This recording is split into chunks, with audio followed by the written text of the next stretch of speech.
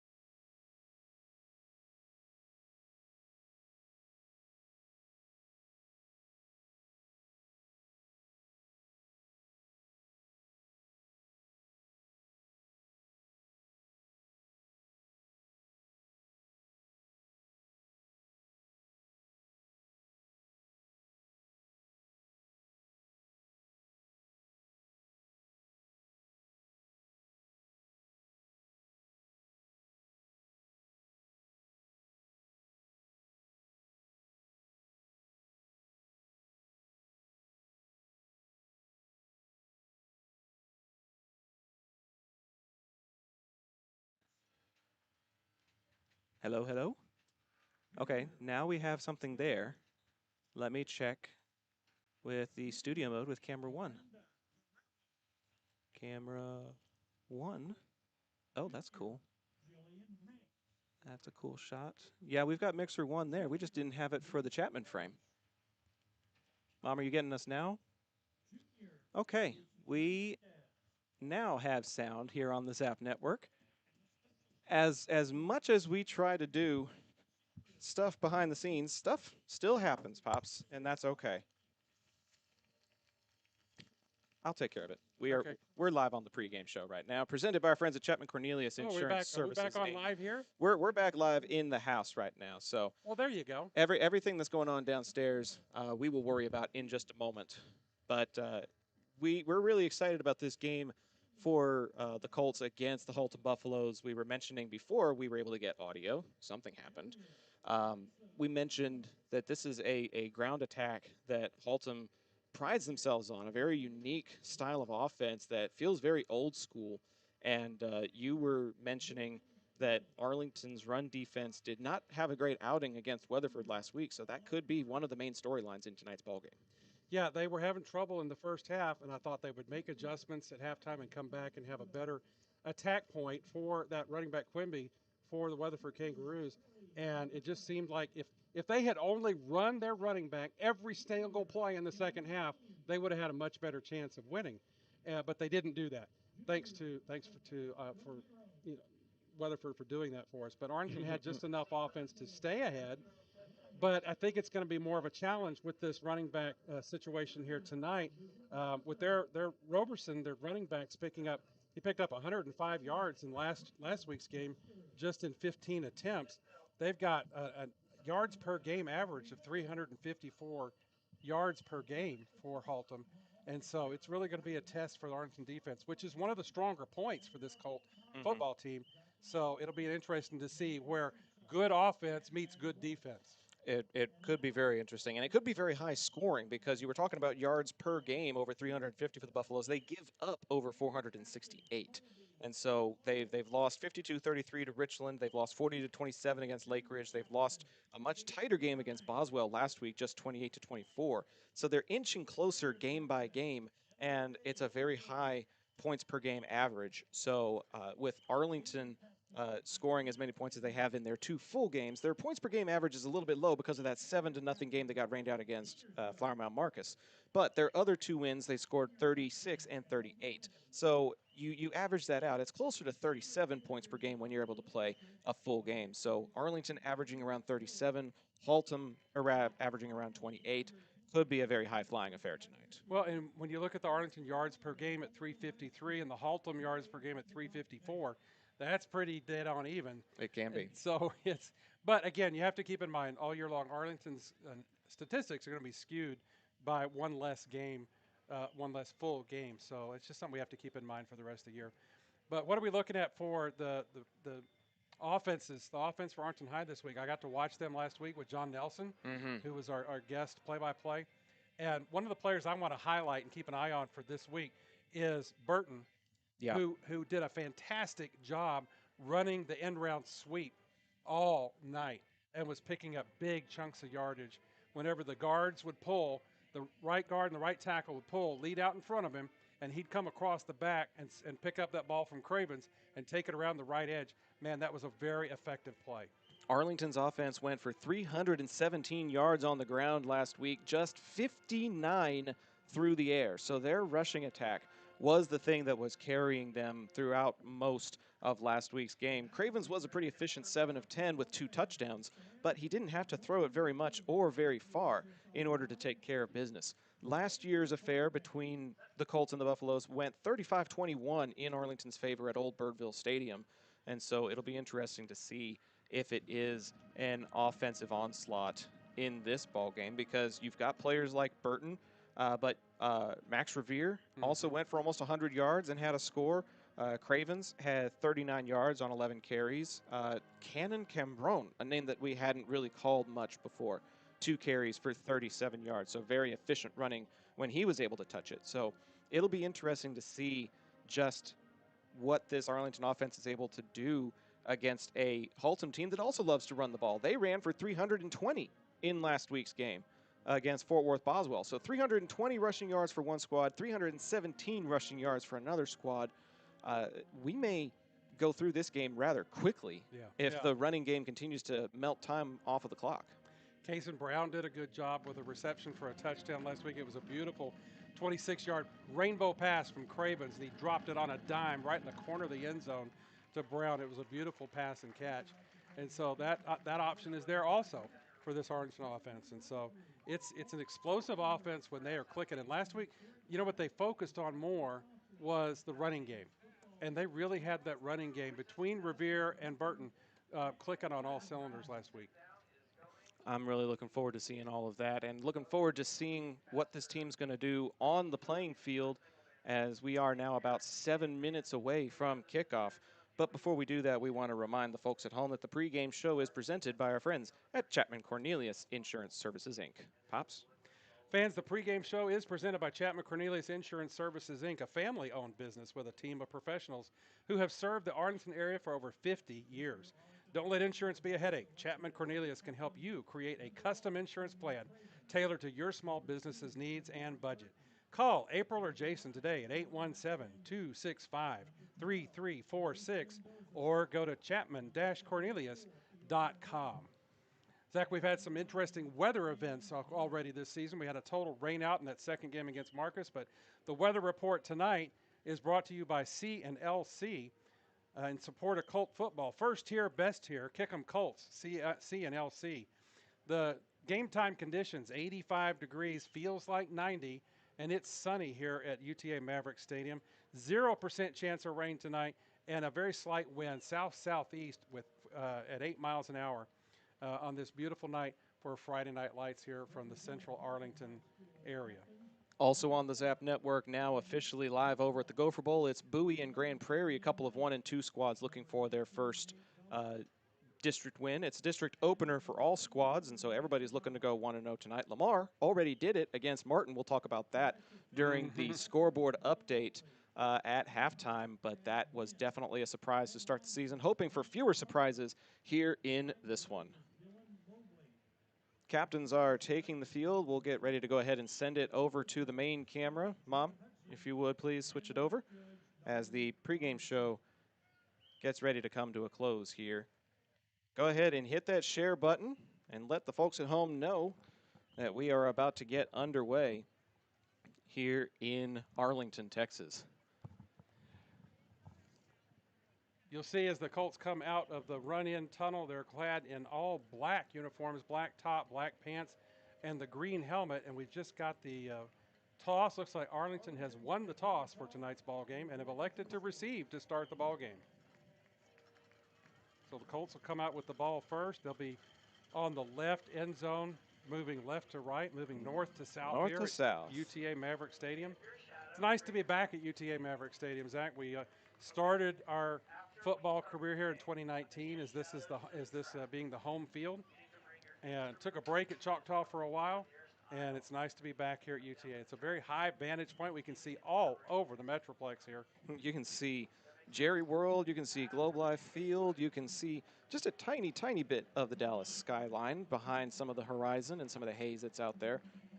But yeah, this is a very pretty venue, and it's nostalgic for a lot of us.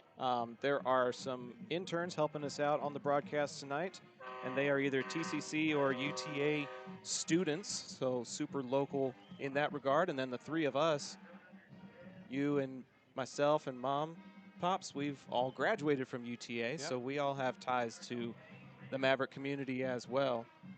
Yeah, I did not know that Texas Fight was Haltom's fight song. I remember that, and I was just throwing up my horns, ready to root on the horns tomorrow. They're stumbling a little bit this year, but we bleed orange at our house, but not Haltom orange. Not Haltom orange and black. Hook 'em horns orange.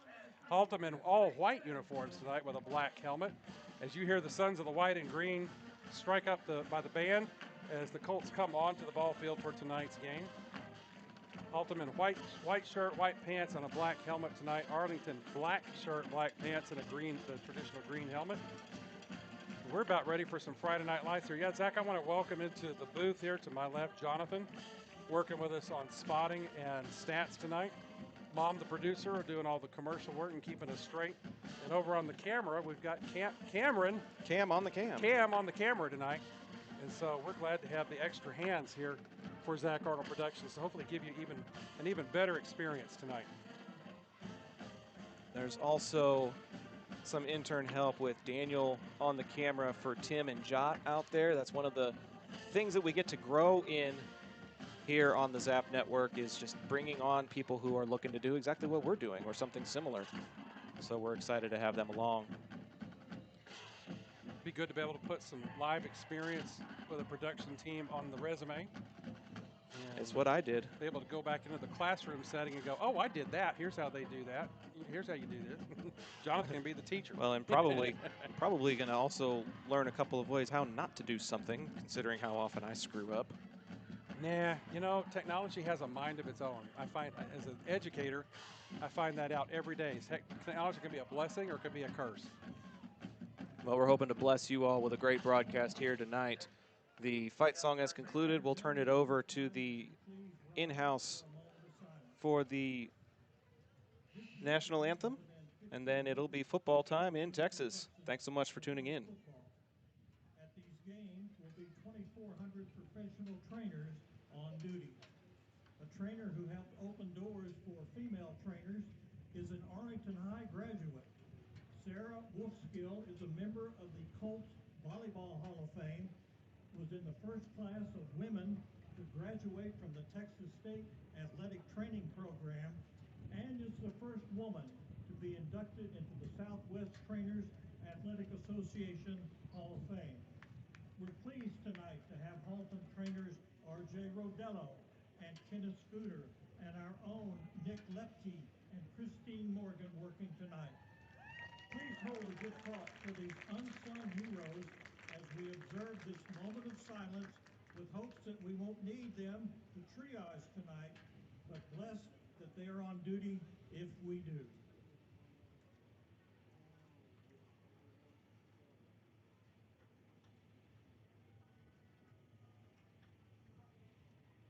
Now would you please remain standing for the national anthem to be played by the Colt Band under the direction of Mr. Nathan Bureau.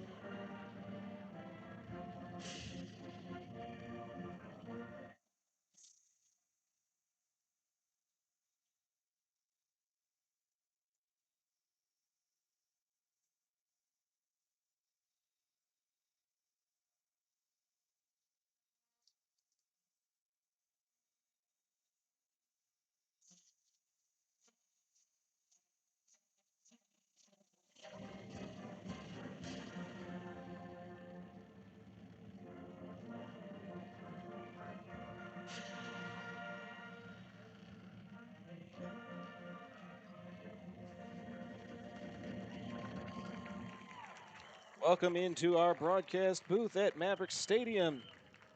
Pops, Doug Arnold, and Zach Arnold on the Zach Arnold Productions Network, bringing you District 8-6A action between the Arlington Colts and the Haltom Buffalos. Haltom opens up the season with an 0-3 overall record, with losses including 52-33 to Richland, 40-27 against Lake Ridge, 28-24 last week against Boswell. Arlington defeated Mesquite 36-20 to open up week 1 and was ahead 7-0 against Flower Mound before it was canceled due to weather. That one, according to Coach Peach, is labeled a Colts victory that put them at 2-0. Last week on homecoming, Arlington defeated Weatherford 38-27, and they are averaging just 15.5 points allowed per game. That's going to go up against a team that averages 28 under the direction of Coach Jason Tucker in his 11th season. The Buffaloes have a very unique style of offense, Pops, and they're going to have to wait a series as Arlington will get the ball first to start this ball game. Yeah, it's a good strategy for Coach Peach for a team that was really clicking on all cylinders on offense last week. Max Revere and Burton coming out to deep for the Colts in order to bring this one back.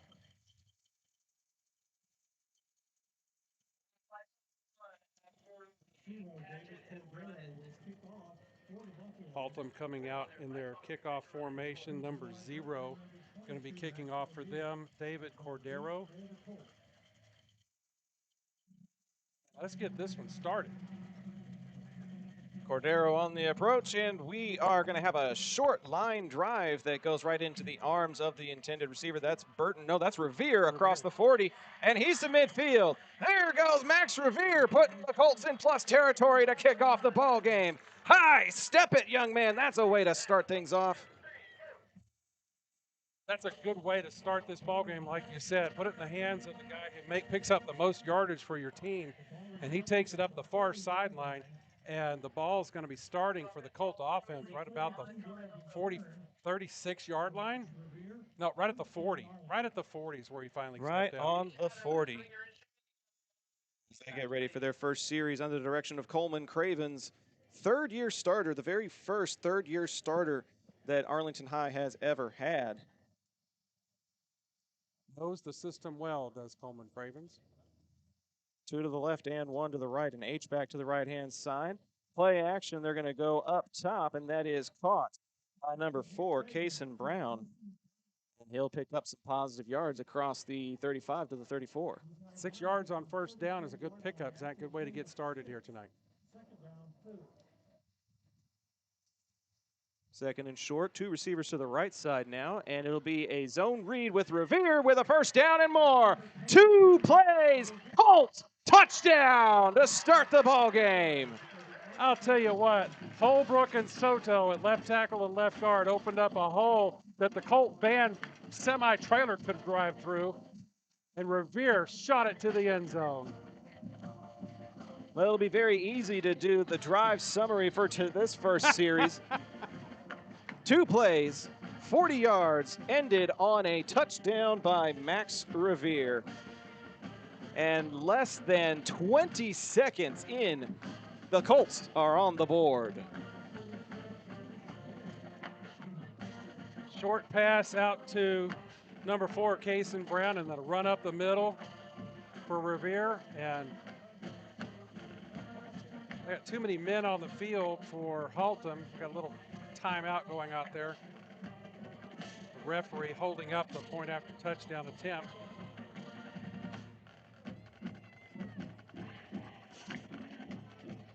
On to kick for Arlington. Should be Pierce Ling, number 43. Number 43, Ling. He's been the up. special teams specialist so far this season. Cravens the holder.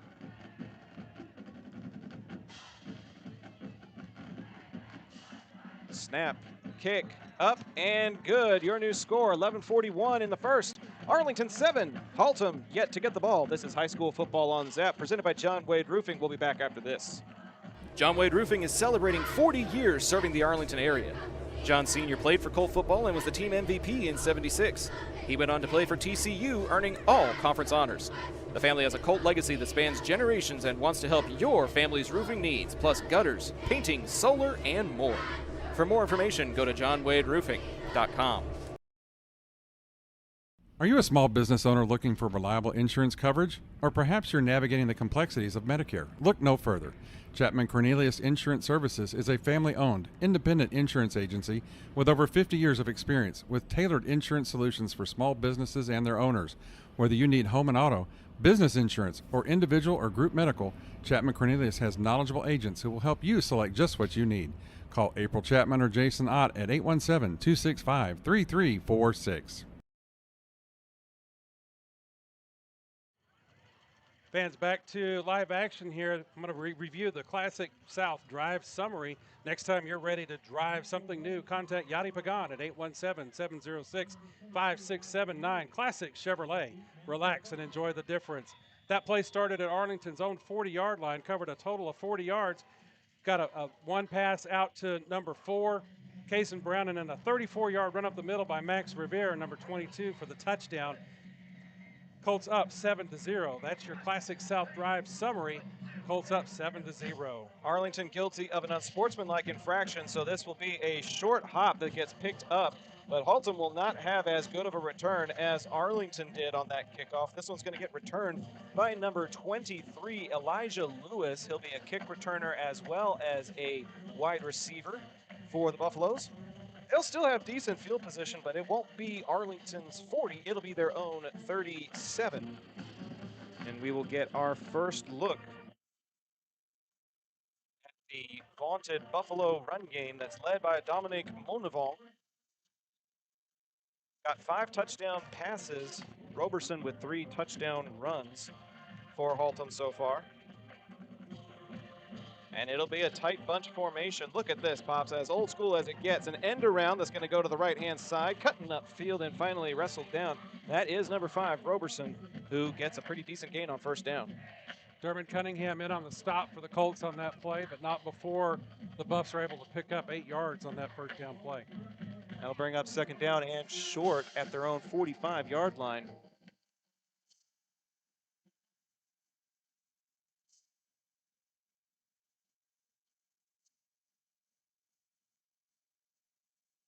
Pops, I forget exactly what this style of offense is called. Is it the wing T? I'll have to look at the actual set. I thought it was an I. No, it's like a triple option, but it is a man under center.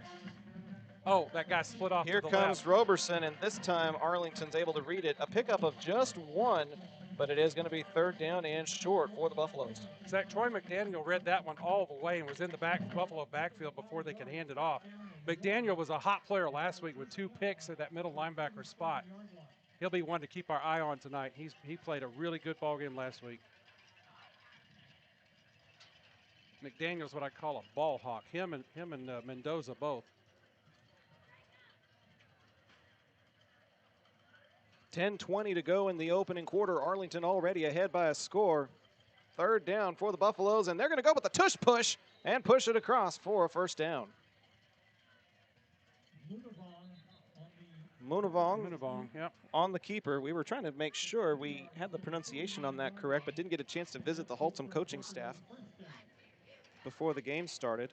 But they now have a first down at their own 49. Technically, Pops, they have more first downs than Arlington. Yeah, because Arlington only had 2 plays to get They the only end had 2 plays. Traditional huddle here by Haltom. One man split out wide to the left. That is number 23, Elijah Lewis, man-on-man out there. Handoff up the middle. Short gain, trying to get away from the tackle, but Mendoza is not going to let him. That ball carrier. That was number 19, Nate Golot. Golot did have some carries, 2 carries, in fact, for 88 yards in last week's game against Boswell and a score. There were 4 players that ran the ball. It was Monavong, Robert Autry, Gollett, and Roberson. And those 4 young men combined for 320 yards on the ground against the Pioneers.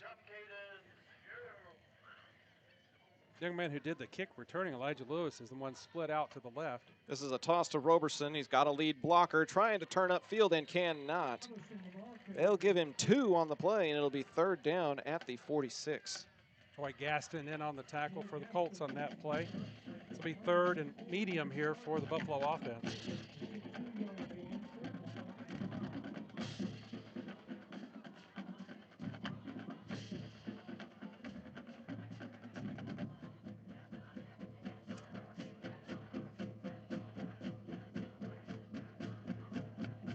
Buffaloes take quite a bit of time. They like to run that play clock all Yep. the way down. It's down to 10 right now before they break the huddle, and they got that triple up. 2 wide, and it's going to be a handoff. Up the middle, not enough for the first down. That's Roberson, I believe. And it'll be fourth down. And it looks like the offense is staying out on the field. I was going to say the analytics would say to go ahead and go for it at this point on the ball, at this point of the ball field. Well, and you've got a good rushing attack, so when it's fourth down and short, you only lose about 15, 20 yards of field position if you punt it out of the back of the end zone. Number 81, Merity Mampuya, coming in to take that far outside wing spot. I'm glad you tried to pronounce that. No, actually, he's in that diamond formation on the right. It's a shotgun look for the Buffaloes. Monavong looking to pass, going underneath, and it's caught, and it is good for a first down. Roberson on the outlet needed 3, and he got 4. You know, I always say the best call on a play like that when you need 4 yards is to call a 5-yard play. Don't call that 3-yard play and hope you pick up the extra yard. Good execution by the Buffalo offense there. First and 10 now in Colt territory from the 39. 3 receivers out to the left. Probably the most receivers we've seen from Haltom's offense. Nobody to the right. A tight end there. Munavong on the keeper. And a couple of Colt defenders in on that stop for a very short gain. The Missouri State commit, number 90, Cam Gray, making the tackle after a pickup of just 3 or 4. Munavong and the offense are showing that pass type of set. And, you know, Munavong is good with the passing of the ball, too. He does have a couple of touchdowns. He threw for 144 yards and a score last week. He's got 306 on the year with 5 touchdowns. With 3 games under his belt, that's a minimum of 100 yards a game. That's pretty stout. This is a handoff. It's going to be a run-heavy offense. You're going to see a lot of running from this Haltom Buffalo offense. We're going to be saying it's a run a lot tonight. Cam Gray stepped into the gap that time to put a stop to that particular running play. It's 3rd and short now for the Buffalo offense. You have to wonder, are they in field goal range? What is the range of David Cordero? But against Arlington, you can't really be trading field goals for touchdowns. 2 to the right, 1 to the left. They're going to go over the middle. That pass is caught, and the safety is dropping down. So it was up to the corner to make the tackle, and he does. Lewis moves the chains and then some for Buffalo. The Buffaloes.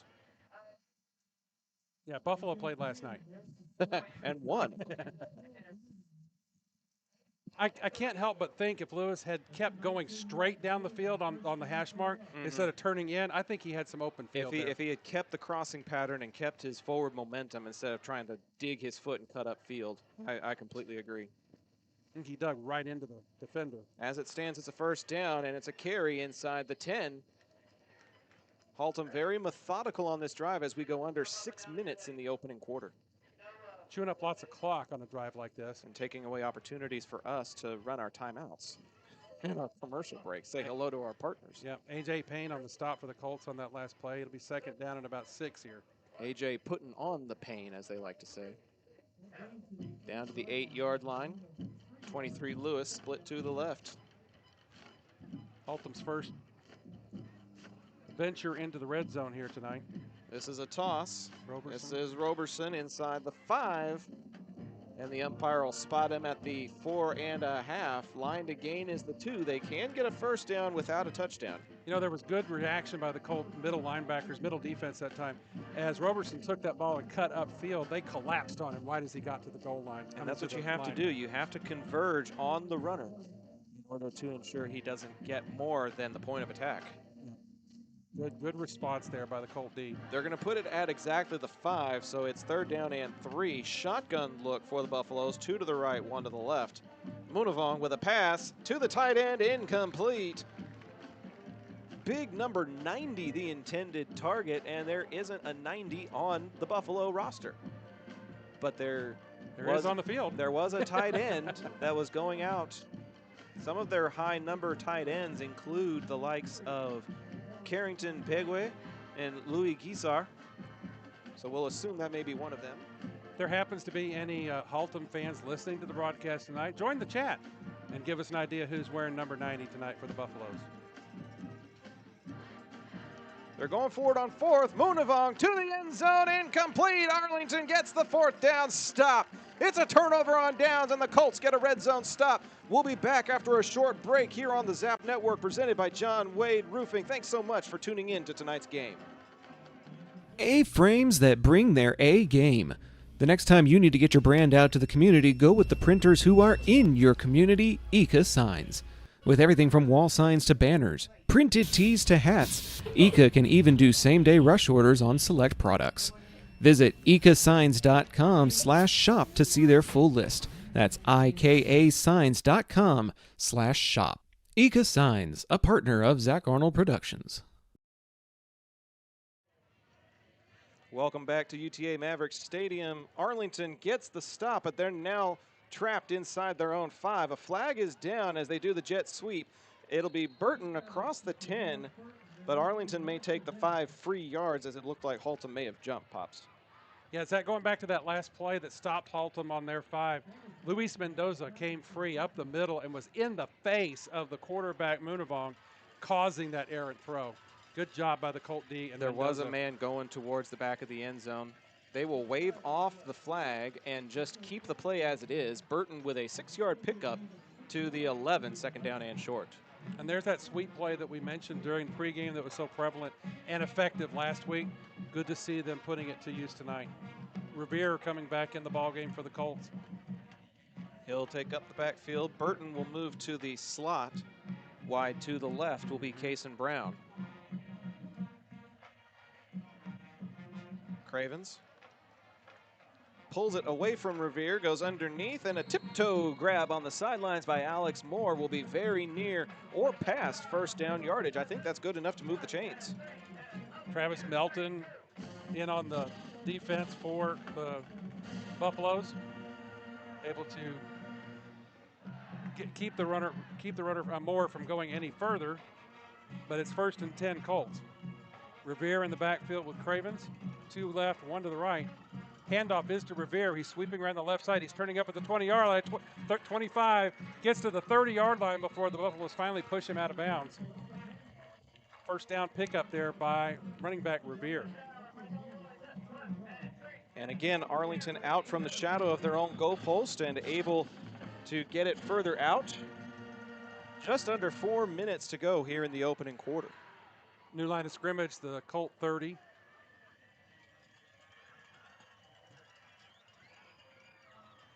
Burton goes in motion, moves from left to right. Cravens with the ball. Cravens keeps it. He's going. No, it's a reverse. It's Revere up the middle. They fooled me. It's a reverse, Pops. 50-yard line up to the 50 for Kason Brown. They fooled the cameraman too. Fooled everybody on that play. That was a well-executed reverse. They had us crossed up in the booth. You thought it was up the middle? I actually thought it was Cravens up the left side on a keeper. He ended up tossing it to Brown and moving the sticks. Into Buffalo territory here at the Buffalo 48 with a new set of downs. And I need a new set of eyes, I think. I'm going to get a little bit closer. Another foot. 2 to the right, 1 to the left. And a timeout is going to be called by Coach Peach with 2 seconds on the play clock. We'll take a short timeout with them.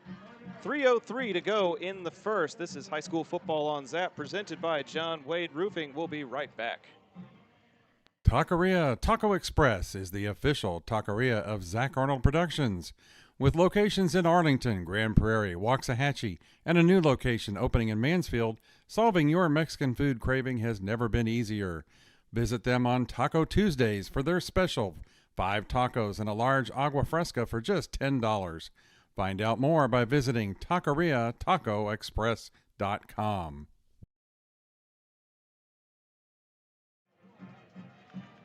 Was that a Taco Express commercial, Producer Pat?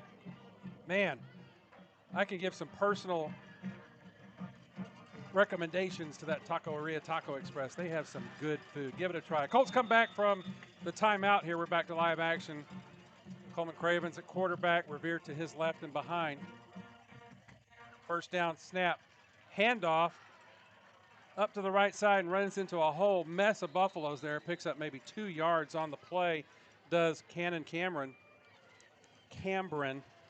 Got to pronounce it. That's an alliteration I've got to get my tongue working with.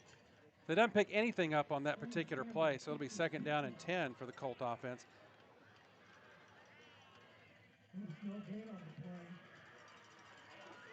Looking for the sign for the play from the sideline. Cravens in the pistol formation with Revere to his right and back. Revere goes in motion. Coleman looking to the left to throw. Throw is out and over the head of the intended receiver. Number 4, Kason Brown. It'll be 3rd down and 10, and there is a flag on the play over on that far sideline, right on the 50-yard line. So hold everything. Let's see if maybe there was a defensive hold out there. We can hope. I don't see the referee saying anything yet. Referee on the far side picked his flag up. Here it is.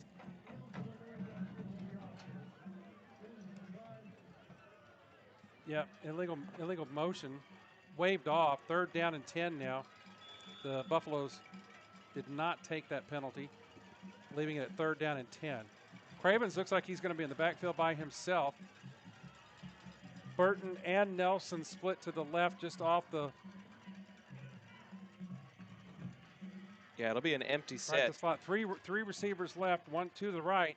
Cravens takes it himself up the right side. He scoots outside of the sideline, gets about 5 yards on the play, not nearly enough for the first down. Will they go for it or will they kick it? Brian Connors in on the stop for the Buffalos to keep Cravens bottled up there. It looks like they may go for it. They trust the defense. They got a 4th down stop just a moment ago. And I don't see any movement from the punt team with the play clock just now getting started, coming up on 20 seconds. Not really enough time to substitute your special teams out there. Signals are coming in. They're going for it. Be Burton and Brown split wide out to the left, 2 to the right. Revere in the backfield with Cravens. Man in motion. 3 on the left now. Cravens with the ball looking to pass. He's looking left. He's floating left. The ball is thrown to the left sideline, and it's tipped out of bounds by the Buffalos, and they'll turn the ball over to the Buffs on downs. 2:09 to go in the first. We'll keep it right here on the Zap Network. Quick turnaround as the offense is getting ready to come back out. Kean Brown batted that ball out of play for the Buffalos. Good play by the Buff defense there. That ball was just a little bit high for the Colt receiver anyway, so we weren't going to make the reception on that, but Colt defense back on the field here with 2:09 left in this first quarter, and the Buffalos with their second series of the night coming up. 2 series apiece. 2 turnovers on downs so far. Munavong to throw. He's got a man. That's Lewis with the catch across midfield. Elijah Lewis, the #1 receiver for Haltom, showing why. Leading the team with 136 yards and 2 touchdowns on the season. Had looks like 2 catches for 72 yards in last week's game against Boswell. Good pass and catch there, but Nate Hall on the spot for no yards after catch on that play. But it is a first down for Haltom. Another run play. Surprise, surprise. This one's only good for about 2. I believe that was a handoff to Roberson. Roberson brought down by Luis Mendoza. Surprise, surprise again. Mendoza already has a pick 6 on the season, anchoring that linebacking core for the Colt defense. Mendoza and McDaniel, strong linebackers for that Colt D. Strong, consistent. Second down and about 8 here. Scoreboard says second down at 7. We'll trust the scoreboard. 2 receivers to the right. Munavong on the keeper. He'll get to about the 40. Looks like the far side judge is only going to give him the 41. Hit first on that play by Ethan Nava. Brought down on that quarterback keeper. Third down and moderate to go. Call it 6. Ball resting at the 41, line to gain the 35. Play call comes in. Lewis outside the huddle, going to line up to the right. Nobody to the left. Munavong and Roberson in the shotgun. Munavong keeping it. Roberson the lead block. Looking for the corner. Trying to get to the 35. Scampers out of bounds at the 34. Escorted out of there by A.J. Payne, but it is enough to move the sticks. Yeah, that was very close on the spot. He knew exactly where he needed to go on that sideline, and he got it. Right on the Colt 35-yard line there, first and 10 for Haltom. But not the Colt 45. That's that 45? No, I just love the phrase Colt 45. Oh, that's where they were the last play. So it'll be 1 receiver, 2 running backs. The sweep to the right, a little bit of a crease. That's a decent pickup of about 6 or 7 on that carry. McDaniel putting a stop to it for the Colt defense. Not before he picks up about 7 yards on that play. It'll be second down and 3 for Haltom here. And it looks like we've got the end of the quarter coming up here as the seconds tick down. We'll step aside and take a little break here. This is high school football on Zap, presented by John Wade Roofing. Local Legends Figures immortalizes your athlete's achievements for a lifetime. Featuring 6-inch figures with poses in football, baseball, band, hockey, even lacrosse. Local Legends makes every effort to show their likeness down to every possible uniform detail. To order your custom figure, call 817-681-0319 or email orders at locallegendsfigures.com. Pools in Texas need servicing all year long. At Rami Pools, LLC, we provide quality pool services such as cleaning, maintenance, and repairs. So call 469-951-0107 for a free estimate and ask for Roberto. Rami Pools, LLC. We're going to make you fall in love with your pool again. Hablamos español.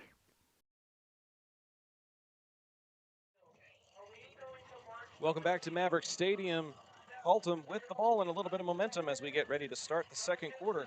It's presented by Ika Signs. The next time you need signs, banners, printed shirts, or other print materials, Ika Signs is the local printer to call. 817-617-2229 is the number. And tell them that Zap sent you. Move along, hands off to Roberson on that play. Picks up the yardage he needs for the first down and then one. Down to the, it's like the Colt 24-yard line here. Edging closer to the red zone on that play. Gaston in on the stop for the Colt defense. The Buffaloes have new life here. 1st and 10 from the Colt 24. Buffalo's now moving north to south along, what is that, Davis Drive just outside of us here, Pops? Yep. Davis Drive on the far west side of the campus of UT Arlington. Shotgun from Munavong. He'll give it to Roberson to the left side, to the red zone. Maybe stop just outside of it. Referee's going to put him down at the 21. Any guesses who was in on the tackle for that one? Either Payne or Mendoza. Mendoza. Let's take a pool, maybe see how many tackles Mendoza will have, how many picks McDaniel will get. Of course, there's not going to be many passes thrown, so that's a hard one. We've had 2 passes thrown tonight the whole game. Lots of running tonight. A lot of running off the clock. Yep. As we're already into the second quarter, and it's only 7:29. Handoff. This is number 19 on the carry. That's Golat. And he'll be short of the line to gain. Gets him inside the red zone, though, to the 17. Line to gain is the 15. And the 14. 3rd down and 3. Mendoza in on the play as Nava comes back on the field for this particular down. Colt defense shuttling in some fresh bodies out there to make a goal line stand here. 3rd down and 3. Handoff, Roberson, and he's going to get stopped before he gets to the line to gain. He will be short by a yard. Mark it right at the 15-yard line. He needs the 14. Will they choose the field goal here, or will they choose to go for it after being stopped on a 4th down play a little bit earlier? You need 3 feet, and your entire offense is based on the run game. I am not surprised to see Coach Tucker and company going for this. I think I would. Give him credit for a little bit of assertive play calling here. I like it. Jumbo package, looking for the tush push. Lunging ahead.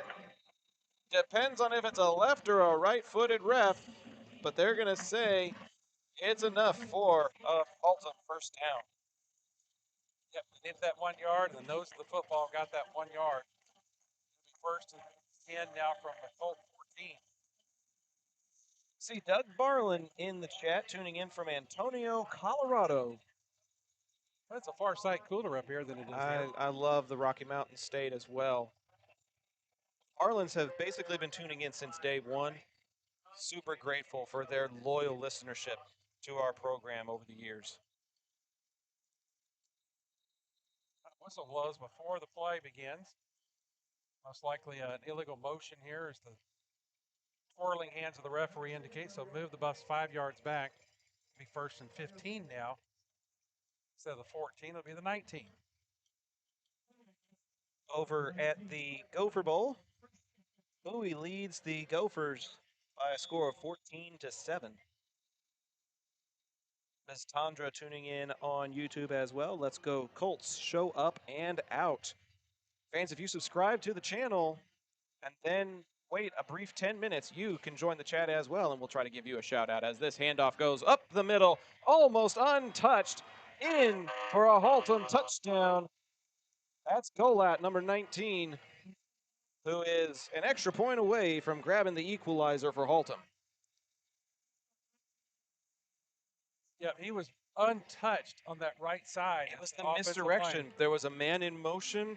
They've been doing the toss sweep to the left, and instead they go up the middle. Nobody knew where the ball was until it crossed the goal line. Extra point is true, and we're tied up at 7 here in the second quarter. This is high school football on Zap, presented by John Wade Roofing, Arlington's favorite roofer since 1982. Need a cleanup that's easier than finding your seat on game day? Trinity Logistics Services has you covered. Whether it's your home or your business, Trinity will drop off and pick up the dumpster, no hassle, no mess. Founded by Arlington's own Chet Soto, class of '97, Trinity Logistics Services is proud to serve their hometown. Call 817-693-1302 and let's tackle your next project together. Modern West Windows and Doors is a partner of the Zap Network. They're also partnered with trusted industry leaders like Lowen, Weather Shield, and Simpus to guarantee quality product and installation.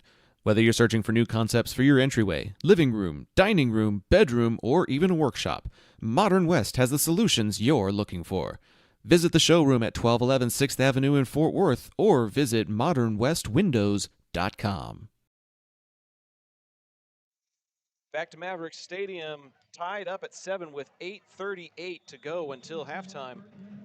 Arlington was able to strike in 2 plays, and since then, Haltom's ground game has been controlling the clock and momentum, as the Colts will take the fair catch at the 29-yard line to start their next possession. Carson Cambron with the fair catch at the 30-yard line for the Colts. That's where they'll start this next series, 1st and 10. 7-7 here from UTA's Maverick Stadium. 8:38 left here in this first half, Zach. What are we seeing so far? A lot of running. A lot of running plays. Both teams running, and both of them ran for over 300 yards in their games last week, so that was to be expected. And that's a credit to the offensive lines for both teams, being able to create those holes for the men to run through. Cravens with the fake to Revere going out wide. That pass is going to be caught for negative yards as the receiver had his knees on the ground during the reception. It's number 3, Jackson Nelson with the catch, but it'll bring up 2nd and 13, unfortunately. Yeah, that play, the series actually started at the 29, according to the refs, and they lost a couple more yards on that backwards pass that had to be corralled on the ground and considered down. This is a run play to the left, and those yards will get back and then some. Revere bringing it across the 30, but now it's going to bring up 3rd down and a decent margin. We'll call it 7. Brian Connors in on the stop for Haltom on Revere to keep that play short of the first down you needed. Be 3rd and about 7 here for the Colt offense. Do you go with the misdirection to Burton, or is it a straight pass all the way? 4 receivers, actually 3 and a tight end. Now a man in motion, empty backfield. Cravens thought about running, now going to take off and can't get away from the pressure. In on the stop, catching him from behind was Isaac Suarez, and it will be 4th down. Oh, I hear Isaac from upstairs. That makes more sense. Isaac Suarez with the stop. Just a creative spelling on Isaac. Colts look like they're setting up to an offensive set here to go for it on 3rd down and 2. Izick. That's not how I would pronounce it.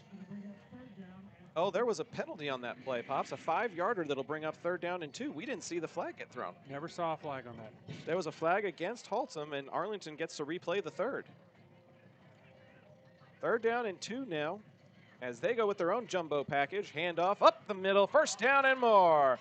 All the way to midfield. Arlington moves the chains on their ground game. That one went straight to Jamar Burton. No misdirection, just handed off to the homecoming king and let him do his thing. Finally dragged down by Jalen Mack on that play to prevent him from going all the way to the end zone. But 1st and 10 for the Colts, just shy of the Buffalo side of the field at the Colt 49. It's 1st and 10, Arlington. Cravens in the backfield with Revere to his back and right. Kind of a 3-receiver set on the right side. Everything's moving to the right side. Revere with blockers in front, turns upfield, and there's nowhere to go as he barely gets to the 50-yard line. Buffalo sniffed that one out pretty quickly. Sniffed it and snuffed it out. Resting right on the triple stripe that is midfield here at UTA.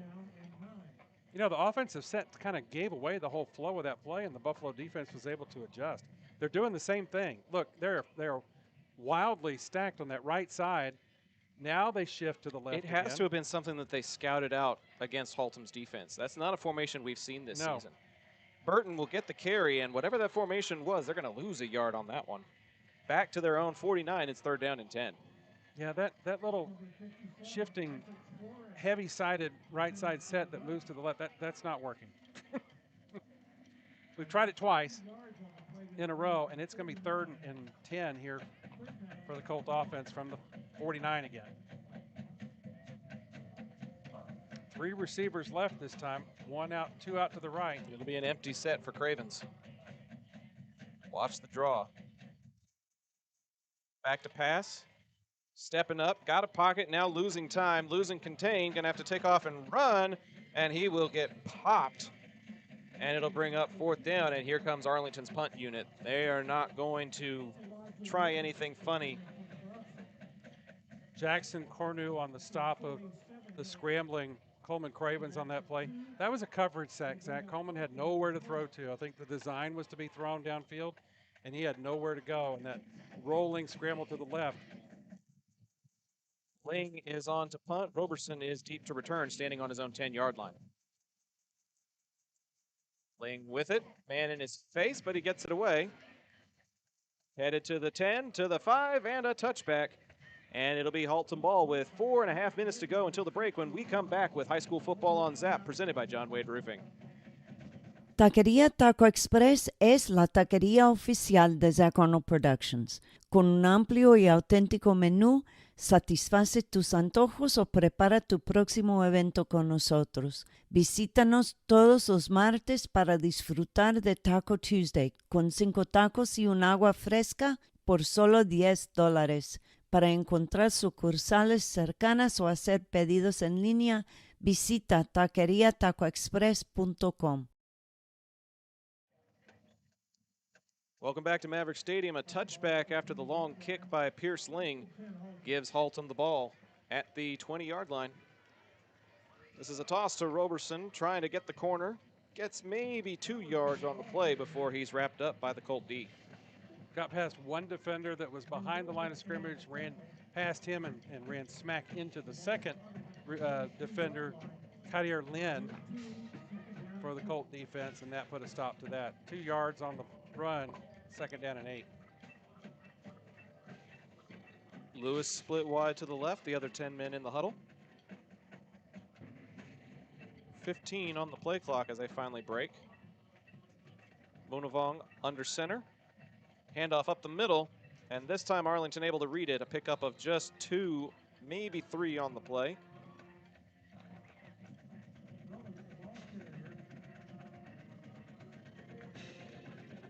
Sessi on the stop for the Colts there. Plugged up that hole in the middle. 3rd down and 5 for Haltom now.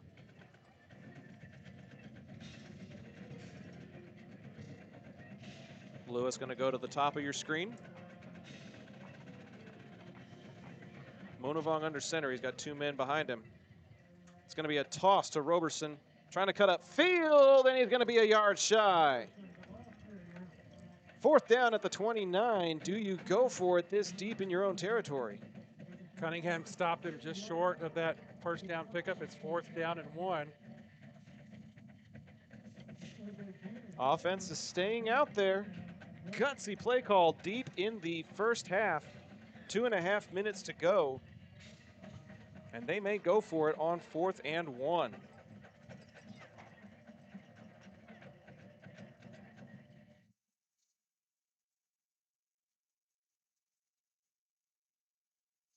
Lewis out to the left. And looks like somebody may call a timeout.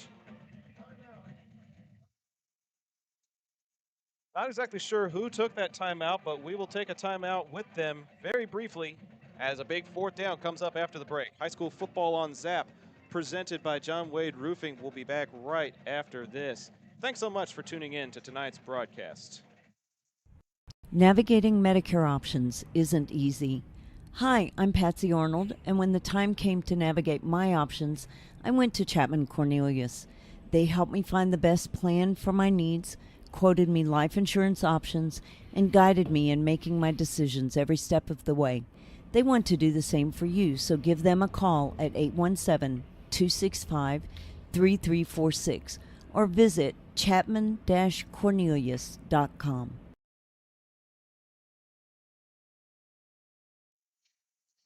Back from the Haltom timeout on this critical 4th down and 1.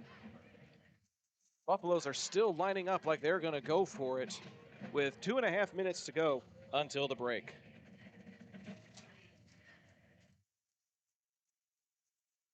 Break the huddle, looking for the tush push again. Monavong leaning forward. I don't think he got it. They didn't get it that time. Head linesman's coming in short of the 30-yard line. It depends on where the ball is. Both teams are pointing their own direction. Scott Peach is pointing our direction. Cam Gray trying to give the ball to the official. The referee is going to give them the first down. The head linesman was a yard short. Would have been a great bonus for the Colts. But by the tip of the nose of the football. And they're running the Philadelphia Eagle tush push, and so far it's worked the 2 or 3 times that it's happened tonight. I think Haltom may be content to let this go to the 2-minute timeout that we get here at the first half. 10 seconds to go, and they're not lining up to the line of scrimmage. Not in a big hurry here. Tie ball game at 7 apiece as we hit the 2-minute timeout before we go to the break. This is High School Football on Zap, presented by John Wade Roofing. John Wade Roofing has been serving the Arlington area since 1982, but the Wade legacy runs much deeper in the city of Arlington. A pioneer family that has had roots going back decades, John Wade and company saw relatives attend the Cooper Street Arlington High campus and has had members play in Colt athletics for decades. And they're looking forward to serving this community for decades to come. Find out more at johnwaderoofing.com. If you're like me and need printed materials to get your brand out there to the community, then you need Eka Signs. Conveniently located in central Arlington, Eka features a wide selection of shirts, hats, banners, yard signs, acrylics, magnets for your car, magnets for your fridge, tumblers, A-frames, and more. Call Eka at 817-617-2229 for more information and tell them Zap sent you.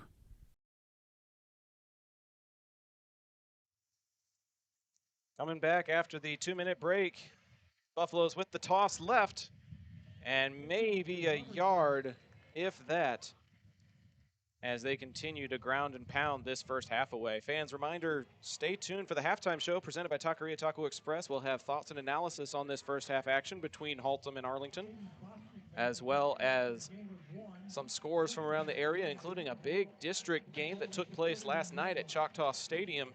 That is a score that is going to surprise some folks if you followed 8-6A at all. It's like a big hit at the line by Hayden Bostic there, stopping Roberson on that last run.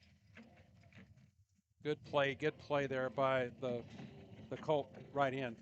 This is going to Roberson on the handoff, and he's loose. One man to beat, and he's headed to the sidelines. Up the field. Can he outrun them? Yes. Roberson breaks free for a Haltom touchdown. 70-yard touchdown. Just like that, momentum has flipped after the big kickoff return and the 2-play touchdown drive. The grinded out method has been working for Haltom since then.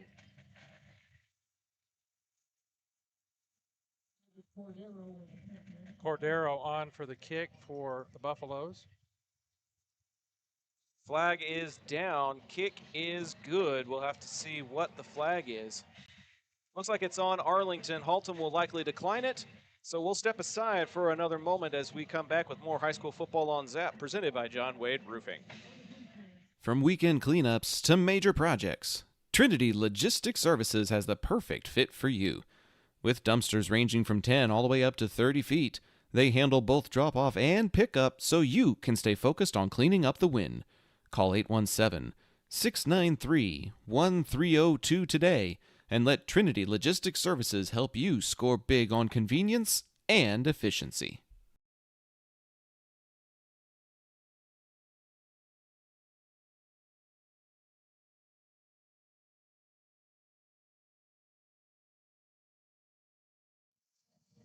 Back to UTA Maverick Stadium alongside my Pops Doug. I'm Zach Arnold bringing you this District 8-6A opener. And Pops, after Arlington started strong, so far it has been the Haltom run game that has controlled this second quarter in particular. Yeah, going into halftime, Coach Colby Hensley and his defensive staff will be huddling in the locker room to figure out how do you put a stop to Mr. Roberson. It's going to be a short end-over-end kick. Arlington will take the field position and try to run with it across the 35 to about the 40. Decent starting field position for the Colts, and they'll have 2 timeouts to go 60 yards with exactly 1 minute before the halftime break. They did start with the ball, so Haltom gets it to start the second half. You need some momentum so you don't give up a 2-for-1 to this Buffalo offense. Yeah, Colts are talking about what they're going to do during this short time series. Cravens leads the team out on the field. Revere will be in the backfield with him to get it started. 2 left and 2 right. Nelson and Moore, the 2 men to the right. Burton and Brown to the left. Now Revere in motion. Cravens looking to pass. Got a pocket, throwing across, got a man. That's Brown across midfield, and that's enough for a first down. Arlington going to have to play what they call the NASCAR tempo. Quickly get a play call in, quickly set things up. Cravens relays it to his offensive line, and we're good to go for receiver set again. Cravens looking to pass to the left. Caught and out of bounds. 2 plays, 2 pieces of forward momentum. That one a gain of 8 over to Kason Brown. Not quite enough for a first down, but does stop the clock with about 44 seconds to go. Kason Brown seems to be the go-to guy tonight for Coleman Cravens. Up quite a bit of yardage tonight. As long as Dallas Morning News is on site, we'll have some actual statistics from this game that we can provide you with. Another short out, this one to Burton. He catches it and steps out of bounds, moving the chains for Arlington with 40 seconds to go until the break. You imagine these are probably a 2-minute offense scripted plays, although I do see coaches on the sideline doing hand signals to get a play call in. Well, it's stuff that you've memorized for what you're going to use in a 2-minute drill. That makes it easier to relay those calls. Cravens, with nobody protecting him, steps up, steps away, throws, and it's almost intercepted. That was a dangerous pass. He was off balance and going to a man who was also off balance, and it almost resulted in a turnover. 32. Damon Ramirez was the guy who almost picked that one off. Junior linebacker who was in the way of Cravens' pass.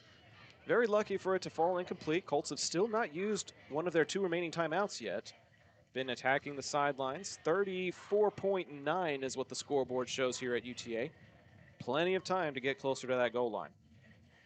Revere in motion, 3 on that left-hand side. Cravens going up top, got a man, overthrew him. Kason Brown was going on the deep post in one-on-one coverage, and Cravens couldn't hook up with him. It'll bring up 3rd down now. Yeah, that one had just a little bit too much air under it and sailed out of the back end of the end zone. No chance at even catching that one.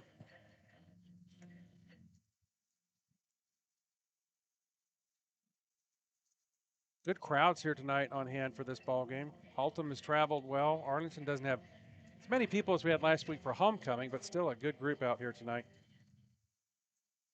The Arlington faithful love Maverick Stadium, love coming out here. Burton in motion, 3 to the right-hand side now, 1 to the left. Cravens looking to that left-hand side. Got a dump-off opportunity now, running out of time. Gonna try and throw it up over the top. Revere just misses it again, barely overthrown. He went out of the backfield on a wheel route, was beating his man, but the touch pass couldn't result in a touchdown. Keelan Davis right there on the defense of Revere on that play, but it was just slightly overthrown. Looks like we've got a hold on the Colt offensive line. Yeah, you're going to decline that penalty every time to force a 4th down situation. Arlington is outside of field goal range. They've got 20.5 seconds on the clock. They trail by 7 here in the first half.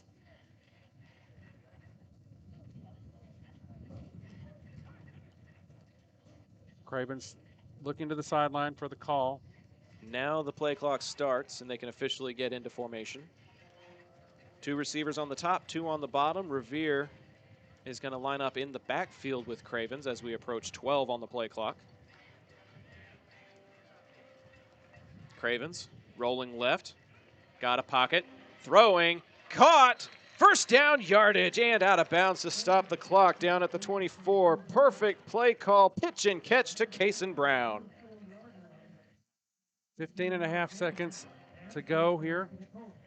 I love the gutsy nature of both offenses trying to go for it on 4th down. Sometimes it works, sometimes it doesn't. Haltom could be up 21-7 if they hadn't turned it over at the 5-yard line. Instead, they're now going to be trying to keep Arlington at bay. 15.6 with an empty set for Cravens at the 24. And it looks like Haltom didn't like their formation, so they're going to take a brief timeout. We'll take a short timeout with them, with Arlington threatening deep in the first half. This is High School Football on Zap, presented by John Wade Roofing, Arlington's favorite roofer since 1982. Modern West Windows and Doors invites you to see the difference. Whether you need sliding doors, bay windows, or just need a more modern look, Modern West has options to fit both your style and budget. Stop by the showroom at 1211 6th Avenue in Fort Worth to see for yourself, or call 682-255-6094 for more information. A critical late first half possession for Arlington has them sniffing at the red zone at the 24-yard line. They trail the Haltom Buffalos by 7 with 15.6 to go until the break. Cravens and company looking for an equalizer before they hit the showers.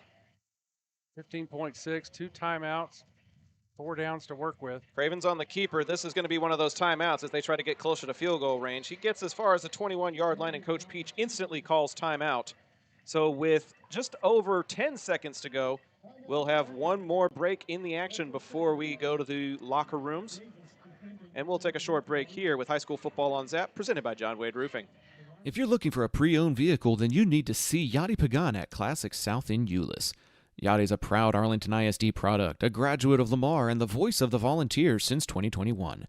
Whether you're a first-time buyer, a seasoned buyer, or just looking to boost or rebuild your credit, Yachty's direct approach is why his customers become customers for life.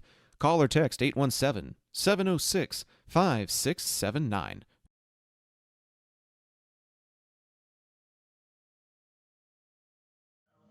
Coleman Cravens does have that dual threat capability, but he's only able to pick up a few on that one, Pops. As it is second down, he ran for 39 yards in last week's game against Weatherford.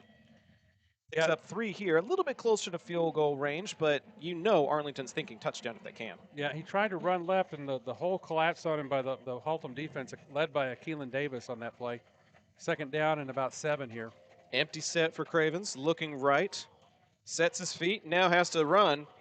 Losing time on the clock as he heads for the end zone, back of the corner. Did he get the foot in? The head linesman at the back says no, and with 3.5 seconds to go, Arlington may have to try for the field goal. They may not have time to run another play. Yeah, Burton used every inch of his 5'8" frame on that one to try and get a toe in, but he just couldn't get it down. From our vantage point, from what it seems like 3 miles away, we agree with the referee's call. Arlington was guilty of a hold as well, so that'll put them out of field goal Oh, range. dear. Backing them up 10 yards to the 31, so now it's just a Hail Mary with 3.5 seconds to go. Coach Peach is going to call one of his timeouts. We've paid all of our bills, so we'll keep it right here as we get ready for this big fourth down play here at Maverick Stadium. We want to thank the Haltom folks that are listening in tonight and appreciate the help on number 90 for them, Logan Schellinger. Hope we're pronouncing that right. Playing for the Haltom Buffalos this evening. Didn't have him on the roster, but now we do. So if he gets another chance at a play, we'll have a correct name to call for him. Always glad to have the other teams tuning in for us, listening to their boys, cheering on. Yeah, obviously we're an Arlington ISD crew. We do stuff for Arlington High and Arlington Bowie, but we really love District 86A and the competition that takes place there. So we love it when folks are able to tune in and cheer for their squad as well. We had some great times at the baseball season. Played a real lights-out game there during the first district action against Haltom at Haltom Field. Good hospitality by the baseball team. Empty set here as we get ready for halftime. Play clock will be reset for Arlington as they go empty here from the 31-yard line. It would be pretty close to a 48-yard field goal, so Arlington's just going to heave one to the end zone. And I guess Haltom will use their last timeout. Neither team has any timeouts left, so this is the last break that we're going to take. No commercials. We'll just keep it here at UTA Maverick Stadium. Going down the line on the far left side, scoreboard in production for the commercials, Patsy Arnold. Jonathan Mosley with some of the spotting. He'll be on camera for the second half. Pops Doug to my left. I'm Zach Arnold, and to my right, Cameron Wilcox on the camera for the first half. Thank you all for being a part of this ZAP production, as we've got a pretty competitive opening district game between Haltom and Arlington. You know, Pops, even if you started your season 0-3, it doesn't matter once district starts. It's about how your district scores go. And right now, Haltom has been controlling the line of scrimmage, controlling the clock, and they are looking like, unless Arlington can get a miracle here, that they're going to head to the showers with a lead. And the ball when they come back. Empty set for Cravens, trying to avoid that possibility. Looking left, got a pocket, now running out of time, lofting it to the end zone, and incomplete, and that will be the final play of the first half. The Haltom defense shutting down Arlington outside of that two-play touchdown drive to start the game. And since then, it has been Haltom. PDA Advocacy Group supports CCMR. Lead it 14-7 as we take a short break. We'll leave it here on the camera field to be able to see some of the halftime festivities, and then we'll have a conversation with Coach Peach at some point during the break, along with the Taqueria Taco Express halftime show. Thanks so much for tuning into this first half of high school football on ZAP, presented by John Wade Roofing. We'll be back in just a little bit.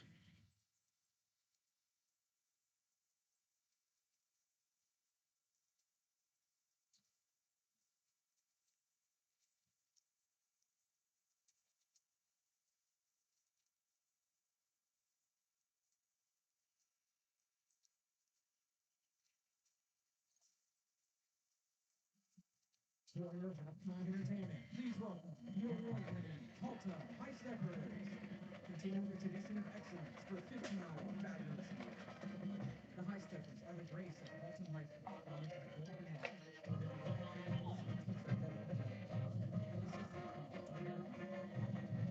The High Steppers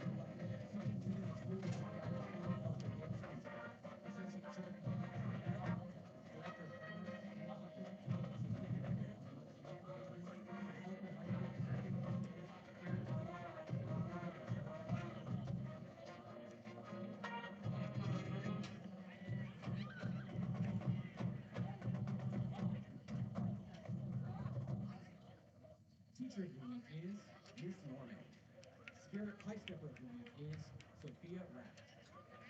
High Stepper of the week is Annalie Bustamante. Stepper social officers are Savannah Martinez, homecoming queen Caitlin Harlan, President Amanda Limberos. High Stepper line officers are Junior Lieutenant Annalise Wilson, Senior Lieutenant Brandon Lamar, Senior Lieutenant Jaden Daniels, and Senior Lieutenant Ilana Maria. The High Steppers are celebrating 59 years of excellence and tradition.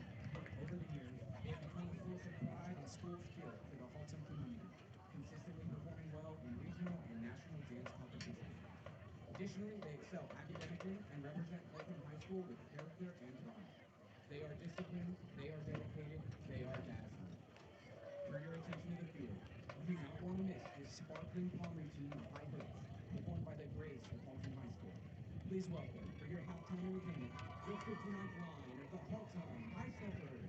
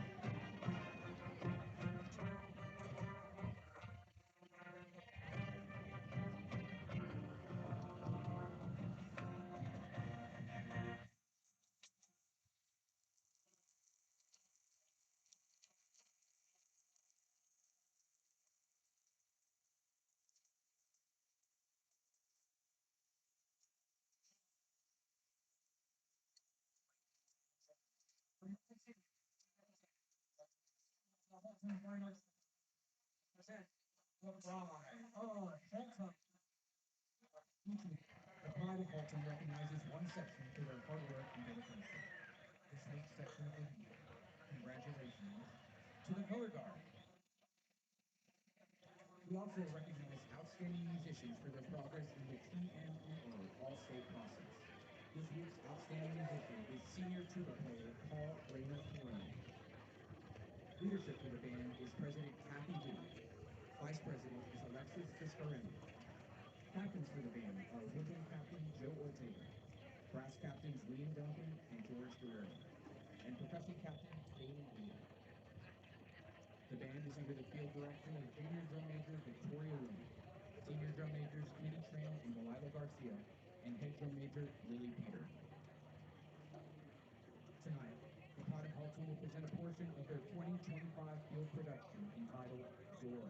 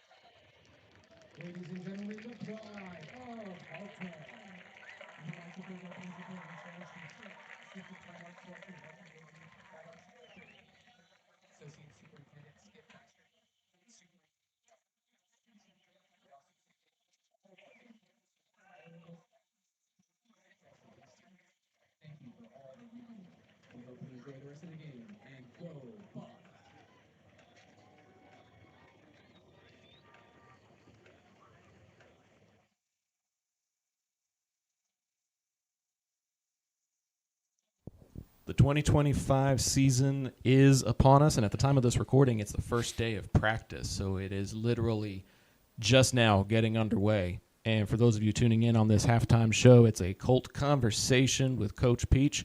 I'm Zach Arnold, and we're back again for another season of these conversations and another season of covering Colt football. Coach, thanks so much for having us back for another year. You bet, Zach. I appreciate all you do, man. Coach, let's take a look at the offensive side of the ball.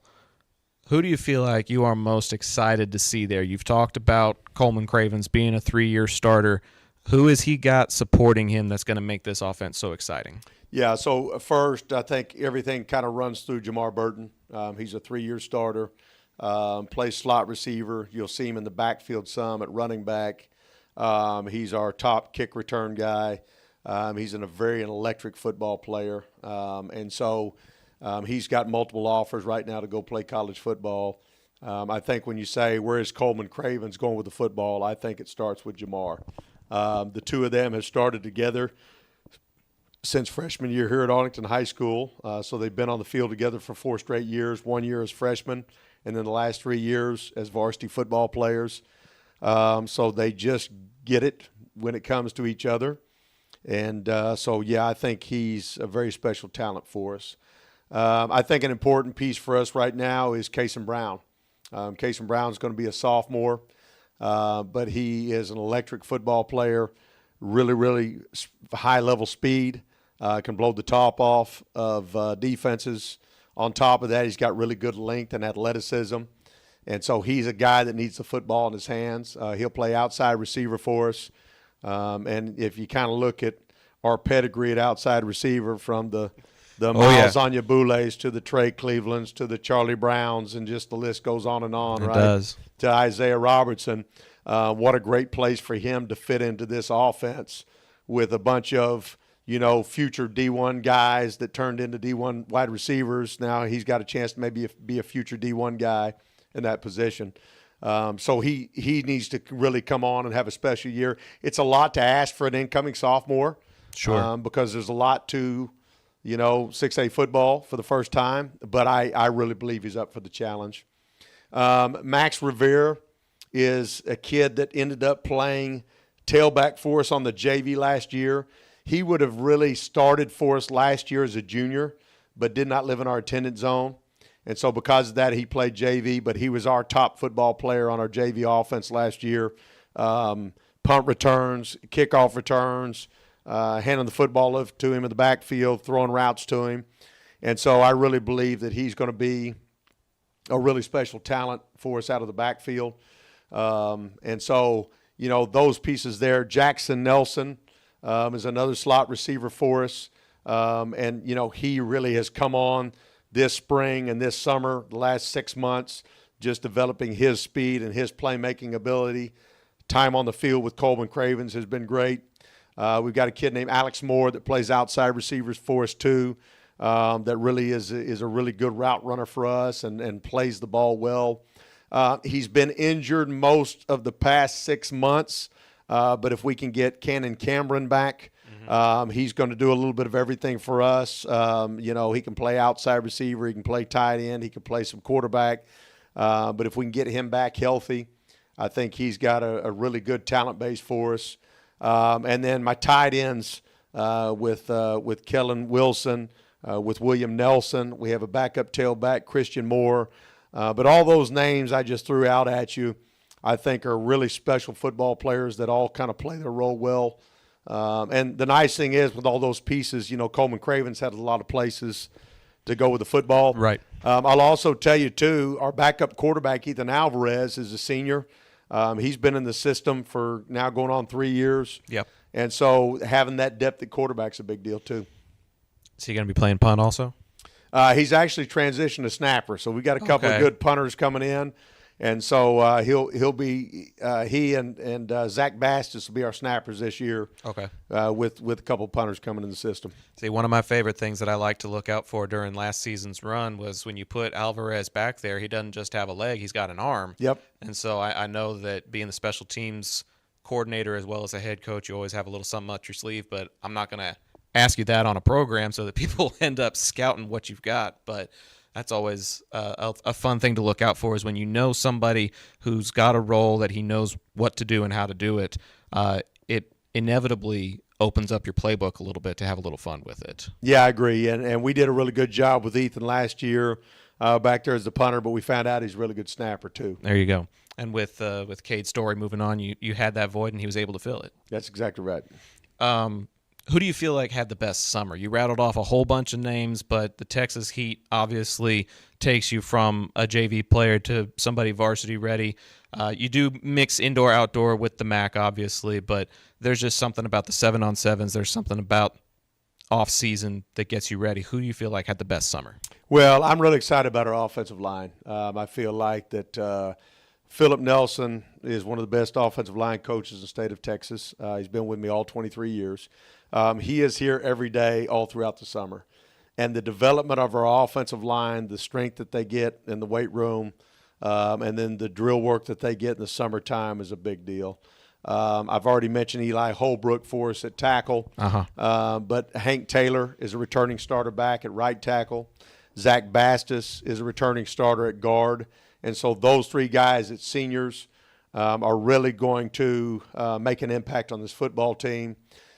We've got Sam Soto, who was one of our top JV offensive linemen last year, playing center for us now. We've got David Soto at guard, who also was one of our top JV offensive linemen. And so when you look at those five guys and just the work that they've put in the summertime, they just get it. And they've played together for a long time. So I'm really excited about our offensive line play and where we are. The strength, the steps, the understanding of schemes.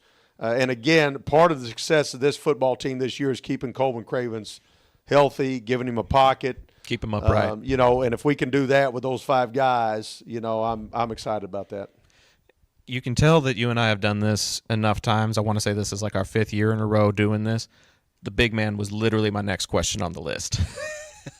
Those big man challenges really help develop those guys, and it leads to what we were talking about earlier on. When you put in that kind of work, the right schools take notice. You were talking about SMU. You're talking about TCU. Wake Forest is another school with great pedigree academically and with football. Holbrook's gotten some attention, but it must be really, really cool to see the hard work finally paying off for these young men. Yeah, and we have always believed here for 23 years that we want to go compete. So, why do y'all do big man challenges? Why do y'all do 7-on-7 tournaments? We've really done a great job the last couple of years in our track program with Billy Coates in charge and Trent McDonald assisting him. We want our guys competing year-round. And it's a deal of a mindset of, we want to go take you on, we go compete against you, and we don't care what it is. When you mentioned big man, that's been an awesome piece for us to allow our O-line and D-line players to go compete against everybody else in the Metroplex. And during a downtime in the summertime to where there's not always things for those guys to compete at. Right. Let's talk a little bit more about the running game. Tim Story's another fellow that's been with you pretty much since the beginning. What are you excited for with the run game and what he's cooking up in the backfield with Coleman? Yeah, the exciting thing right now is I think we have 3 tailbacks, potentially maybe 4, that can do it at the varsity level. I really believe Max Revere is a special talent. Christian Moore is one of the most reliable football players in our program. He's here every day. He has worked relentlessly all through off-season, into spring training, into the summertime to work his craft. And then, Jamar Burton's going to be back there. So he's a slot receiver, but there just comes a time where you got to hand the football off to Jamar. I think we realized coming out of the Bowie football game, and we really made a good transition at that time, that we need to make sure Isaiah and Jamar got touches. And so sometimes it was easy just to snap the ball to Isaiah. Sometimes it was easy just to hand the football off to Jamar. Right. And if you watch our Grand Prairie and our Martin and then our Pierce football game, those two guys had the ball in their hands quite a bit. Jamar is no different for this year. We got to find ways for him to make sure we get 12 to 15 touches a game with him. It was always fun watching him come in motion because as a broadcaster, there's always that anticipation of who's it going to go to. Is it going to go to the slot in motion? Is it going to go to the running back? You really have to keep your eye on this offense because there's a lot of motion. There's a lot of misdirection, trying to read what the defense is giving you. And Burton being that weapon for you this year sounds like it's going to be a lot of fun. Yeah, I mean, and again, it's the piece where it's our job to make sure that our top players are getting the ball in their hands. Right. And I think we have multiple guys this year that demand that. Now, there's always going to be kinks that you got to work out. That's just the natural evolutionary process. That's why you set up these types of non-district games. That's why you set up scrimmages with Carroll. I know we're very early into the practicing process, but based on the voids that you're trying to fill and based on the stuff that you have been able to see, I know it's limited, but what kind of kinks do you hope to sort out during the Carroll scrimmage and during some of those non-districts to get you ready for a district run? Yeah, so first, boy, UIL did us a huge blessing when they allowed us to start working with football during the summertime. I thought one of the worst things we did in the football community was basically saying goodbye to our kids in the months of June and July and early August of no football and, hey, you got to do it on your own, or having a parent have to come in that doesn't really know the system and work with your 7-on-7 kids. Right. Now that we get a chance to work with our kids throughout the summer, it's been awesome.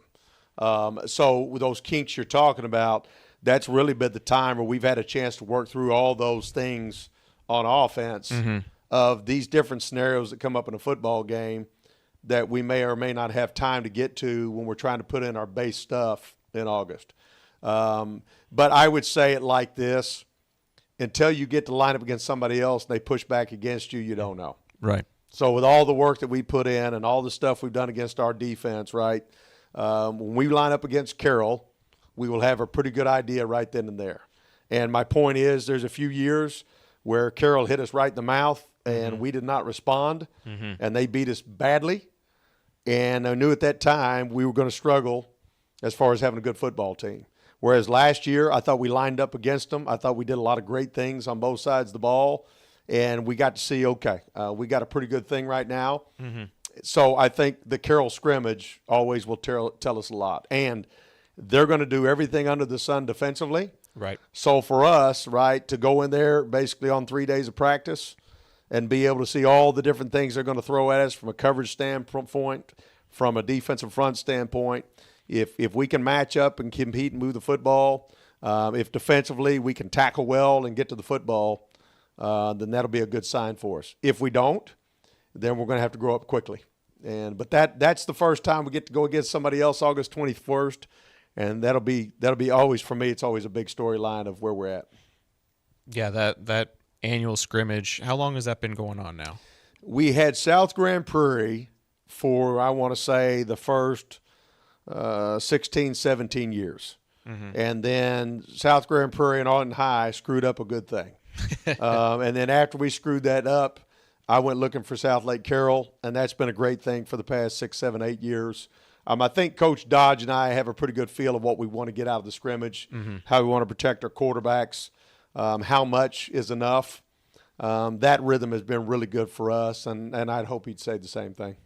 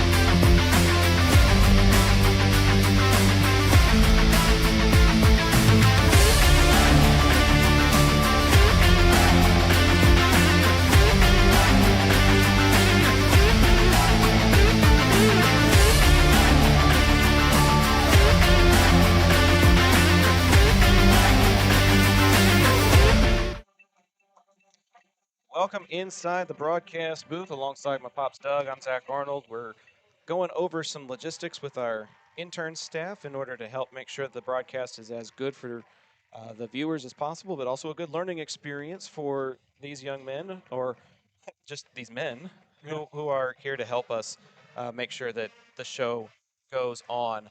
The show for the Arlington High Marching Band is concluding, as you can hear the Sons of the White and Green playing over there on the loudspeakers. It's going to be a rather abbreviated halftime show presented by Taqueria Taco Express, just because we have to go on with the football game. So, Pops, what are your initial impressions on this first half as we get ready to go into the third quarter? Well, Haltom is living up to the pregame predictions. They have a very good running game. They have a good offensive line that's breaking open some good holes for Roberson, and he's consistently picking up good chunks of yardage. He's broken away for that long 70-yard touchdown that has put Haltom on top 14-7 here at half. And they've got the ball coming out of the halftime. So Coach Hensley and his crew are going to have to come out with a plan to stop Roberson, or at least slow him down a little bit before we head back into the second half. They've got 199 total yards, and most of those are on the ground. There's been a few passing plays, 47 yards, but over 150 rushing yards in the first half alone, living up to that nearly 300 per game average that they have had coming into this ball game. So it's going to be an uphill battle, and it's going to be up to the Arlington defense to make a stop. They have been methodical, and they have been on it since Arlington's opening drive.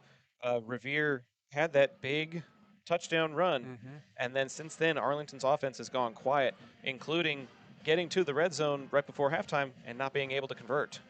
Yeah, Arlington's only got one penalty in the entire ball game, which shows good discipline on their part, but that penalty came at a critical time in that under a minute drive there, and it stalled the drive with a holding call on our end of the field. So we're going to have to come out and shut them down on defense and then get the offense clicking like they were last week. I mean, Burton's only got one reception on the night so far, and nothing with the running game. So we need to get him involved in the game in this second half.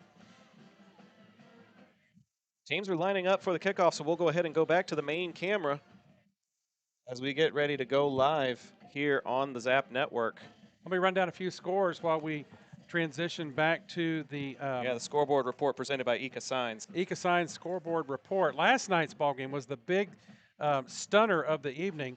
Here at UTA, Martin was playing Lamar, and Lamar came out on top of that ball game, Zach, 40-21. So good for the Lamar Vikings to get that win under their belt in their first district game for them. Across town, South Grand Prairie is playing Sam. It's South 42, Sam 3 at the half as the kickoff goes for Arlington to the short man up front. And he dives on the ball at about the 25-yard line. That's where Haltom will start their first series here in the second half. Bowie playing Grand Prairie tonight over at the Gopher Warrior Bowl. Bowie is up 28-14 at this point, and Seguin is up 15-6 over Grapevine up in Colleyville's Grapevine Stadium. And so that's your halftime report brought to you by Eka Signs as we get ready for second half action here. And the Haltom Buffalos will be bringing out their offense here to start the action. Their quarterback, Dominique Munavong, and running back, Vudrick Roberson, starting off here. Handoff is to Roberson, right side, up to about the 30-yard line, picks up about 4 yards before the Colt defense is able to pounce on him. Gaston in on the tackle there as the Colt defense eager to try to find a way to contain this Buffalo attack. Munavong was 2 for 4 on the passing side of things in that first half, 47 yards, but it was Robertson and Gollett who were the big producers. 116, as you mentioned, and Gollett had 5 carries for 32 and a score. Gollett number 19 for the Buffaloes. Handoff to the left side to Roberson, and he picks up yardage close, very close to a first down here. He's going to be about a yard short based on where the referees are standing. So it'll be 3rd down and 1 for the Buffaloes here. Go ahead and hit that share button, folks. Second half is underway here on the Zap Network. Still halftime between Bowie and Grand Prairie on game number 2. Jason Holly and Tim Costello on the call for that one. Looked like things got a little chippy in that ball game. Right before halftime. Right before the break. You love to see the emotions of high school football as Roberson takes off, and he's going to kick it into high gear. This is a big run inside the 40 down to the 35-yard line, and that sweep to number 5 gives him another first down as Haltom is on the march. Touchdown saving tackle there by Dermond Cunningham for the Colt defense, but not before Mr. Roberson picks up some big yardage to the Colt side of the field, 34-yard line, 1st and 10 Buffalos.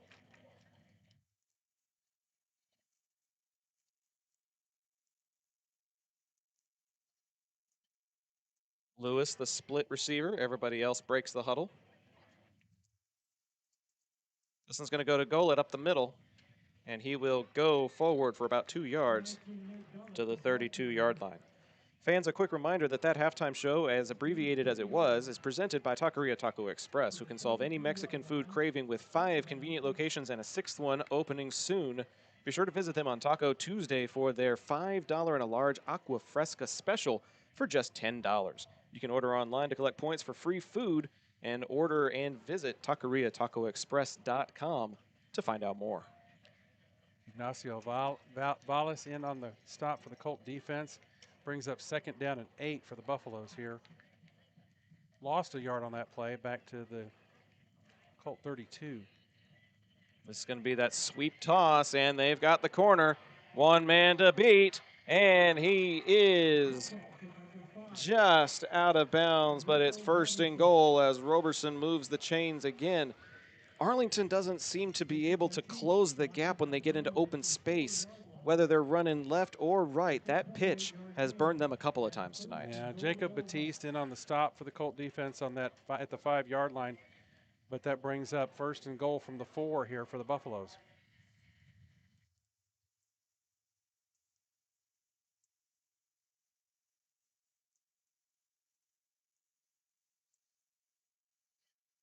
Huddle breaks, Munavong under center.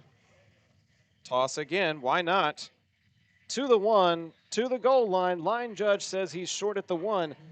Pops, get ready. Here comes the Haltom tush push. Yeah, absolutely.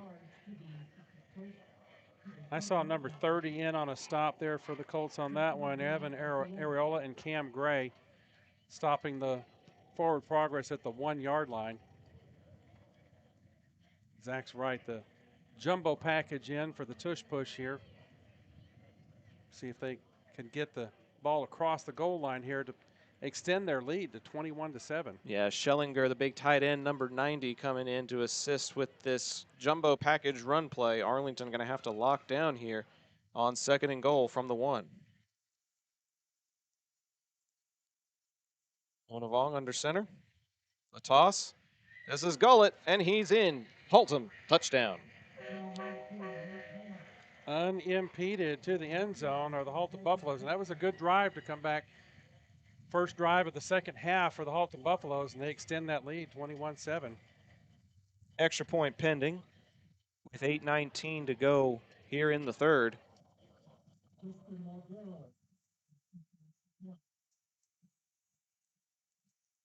Valguerrero, extra point up and true, and it is now officially 21-7 as we get ready to go to the break. High school football on Zap, presented by John Wade Roofing. We'll be back right after this.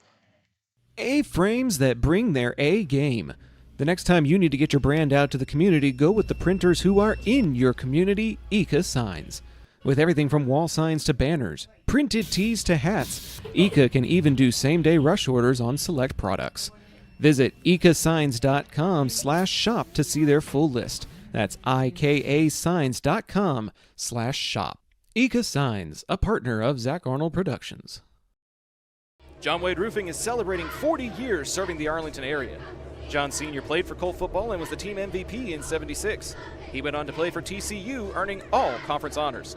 The family has a Colt legacy that spans generations and wants to help your family's roofing needs, plus gutters, painting, solar, and more.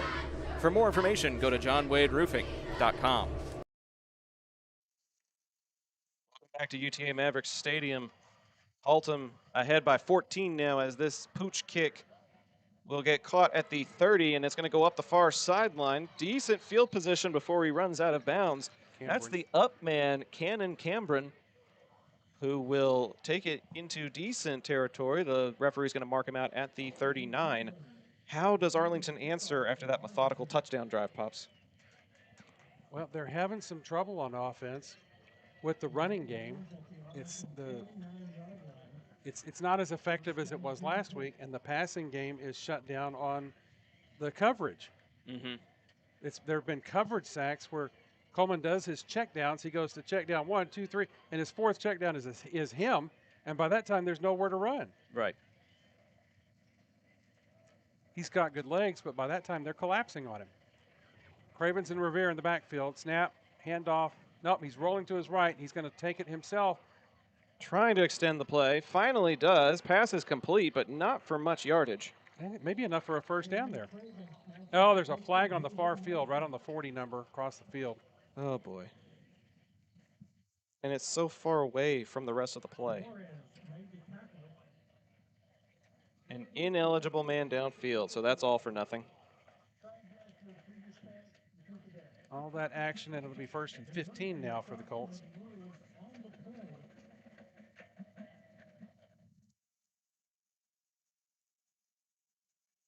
With all that action, would the ineligible man be a lineman down the field on that far side? Yeah, I think a lineman has about 3 yards that he's allowed to go up the field, and if you go beyond 3, then you're ineligible. So that lineman probably just went a little too far before Coleman released the ball. Play action to Revere. Coleman across the middle, in and out of the hands of the intended target, and in and out of the hands of the defender. Kean Parks got his mitts on it. That one intended for Cason Brown. It was a little high. It sailed on. That's been happening to Coleman tonight. The balls that he's throwing have been long, and that one was too high for Cason to pull it in. That'll bring up 2nd and long now as the play call comes in from this near sideline.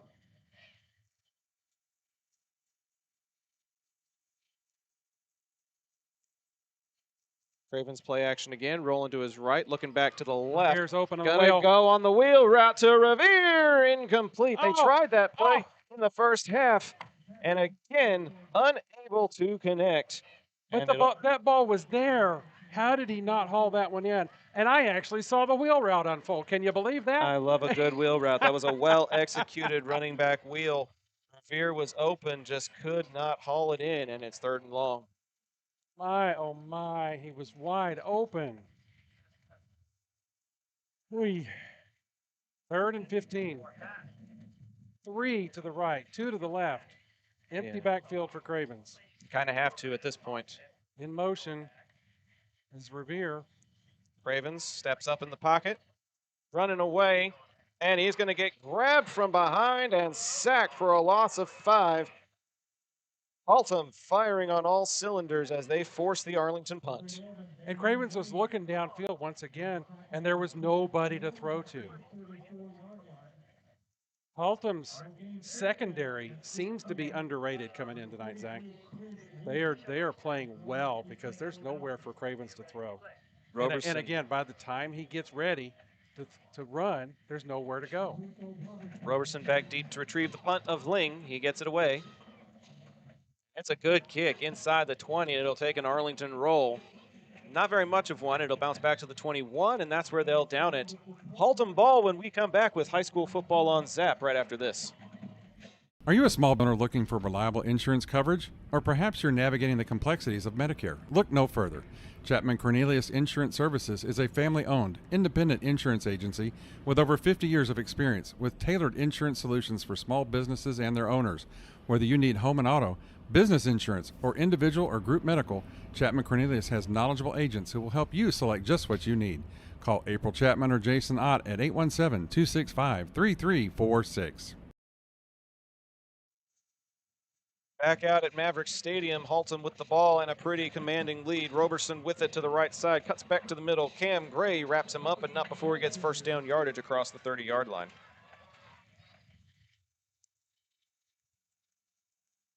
Colt defense Achilles heel seems to be the opponent run game. Have had a hard time with it last week, having trouble tonight.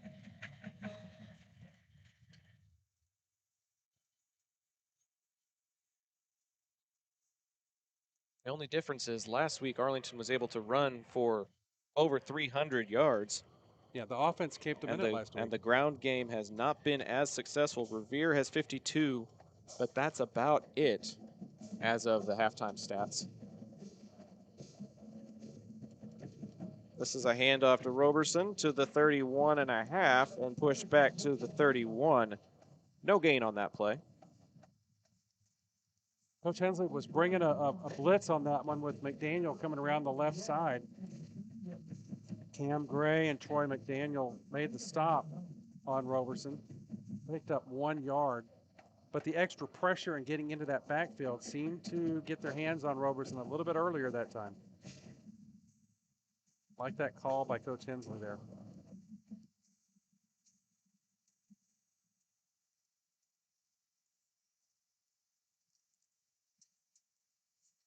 You can't overstack the box because they've thrown it past the second line of defense before. Handoff up the middle, and a helmet comes off. Cam Gray putting his head in the game as he forces a 3rd down and 8 from the 32. This is probably the biggest 3rd down of the game, Pops. Arlington needs a stop. You can't let them keep melting the clock.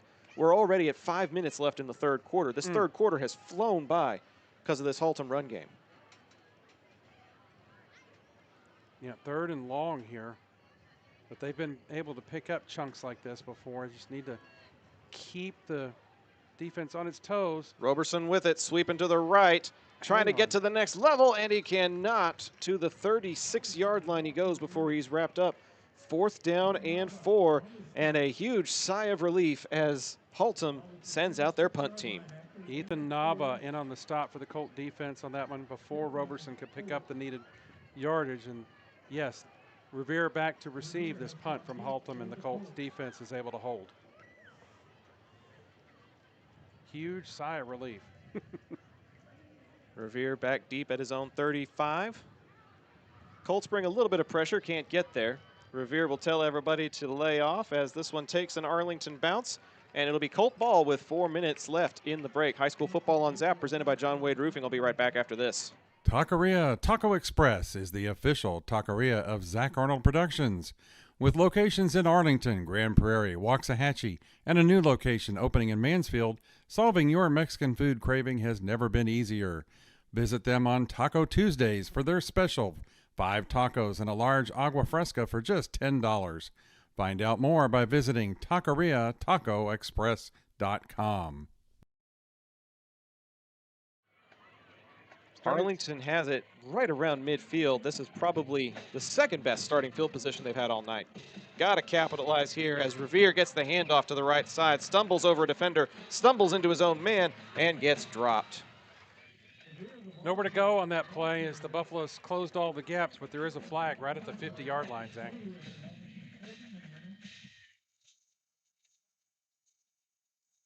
Coach Peach is pointing towards the Haltom end of the field as if he was going to take the penalty against Haltom. See here what the call is. Shot block.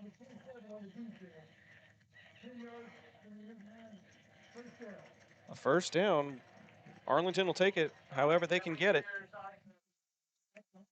That'll take the line of scrimmage to the Haltom 41-yard line. 1st and 10. No, it's not a 1st down. It's 10 yards from the spot of the foul. So it's 1st down and 2 yards. 1st and 2.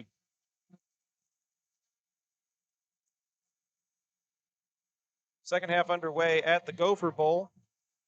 Jaden Bibbs, according to the chat section, has been hurt, the star Bowie quarterback. Yikes. And so the Volunteer offense has stalled a little bit, but they still lead the Gophers 28-14. That game also live on the Zap Network. Zach, that yard line marker looked a little weird earlier. It's now moved to the 36-yard line, 1st and 10.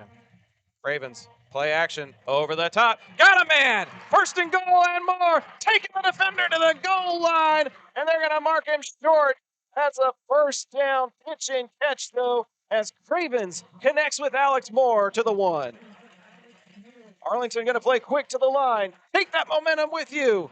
Cravens to Revere, and he will get stopped behind the line. That momentum gets stuffed back at the 3. Yeah, a whole host of Buffalo defenders broke into the backfield and dropped Revere before he could get anything moving. Colts will regroup here.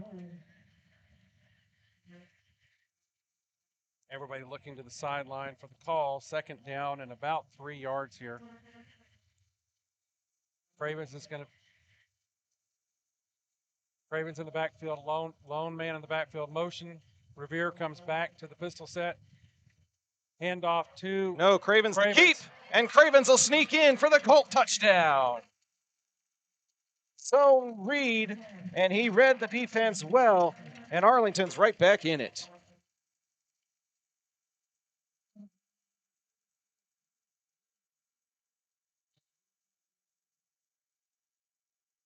That was a much needed stop and score for Arlington to put them back in it. Ravens the holder for Ling. Extra points. Up and good. Your new score, Haltom 21, Arlington 14 with just under 3 minutes to go in the third. This is high school football on the Zap Network, presented by John Wade Roofing.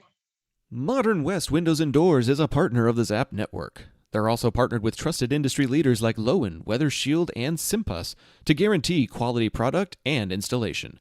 Whether you're searching for new concepts for your entryway, living room, dining room, bedroom, or even a workshop, Modern West has the solutions you're looking for. Visit the showroom at 1211 6th Avenue in Fort Worth or visit modernwestwindows.com. Need a cleanup that's easier than finding your seat on game day? Trinity Logistics Services has you covered. Whether it's your home or your business, Trinity will drop off and pick up the dumpster, no hassle, no mess. Founded by Arlington's own Chet Soto, class of '97, Trinity Logistics Services is proud to serve their hometown. Call 817-693-1302 and let's tackle your next project together. Classic drive, south drive summary. Starting field position for the Colts, the Haltom 49-yard. The play series covered 49 yards. The result, a 4-yard touchdown run by Coleman Cravens to cap it off. Next time you're ready to drive something new, contact Yadi Pagan at 817-706-5679. Classic Chevrolet. Relax and enjoy the difference. Kickoff by Ling is covered up by the up man at the Haltom 32-yard line, and that's where Haltom will take over for their next series. Great stop by the Colt defense as they come back on the field here. And a quick reminder, folks, that the third quarter is presented by 1836 Home Inspections. Rooted in Texas pride, 1836 provides peace of mind for one of the most important financial decisions of your life. With comprehensive reporting, same-day report delivery, and cutting-edge technology, you can be assured with an 1836 Home Inspection Report. Call 817-382-2111 to schedule your inspection. Middlebach brings his troops back up to the line of scrimmage. Roberson with the backfield. Roberson with the ball. Gets up to the 42-yard line before the Colts converge and bring him down, but not before Roberson's able to pick up 10 yards on that first down play. Cam Gray's helmet comes off again, Zach. He needs a chin strap. Yep, he'll have to come out and wait a play here before he can come back. 1st and 10 for the Buffalos. Ball resting. Needed the 42, got to the 33, says the head linesman.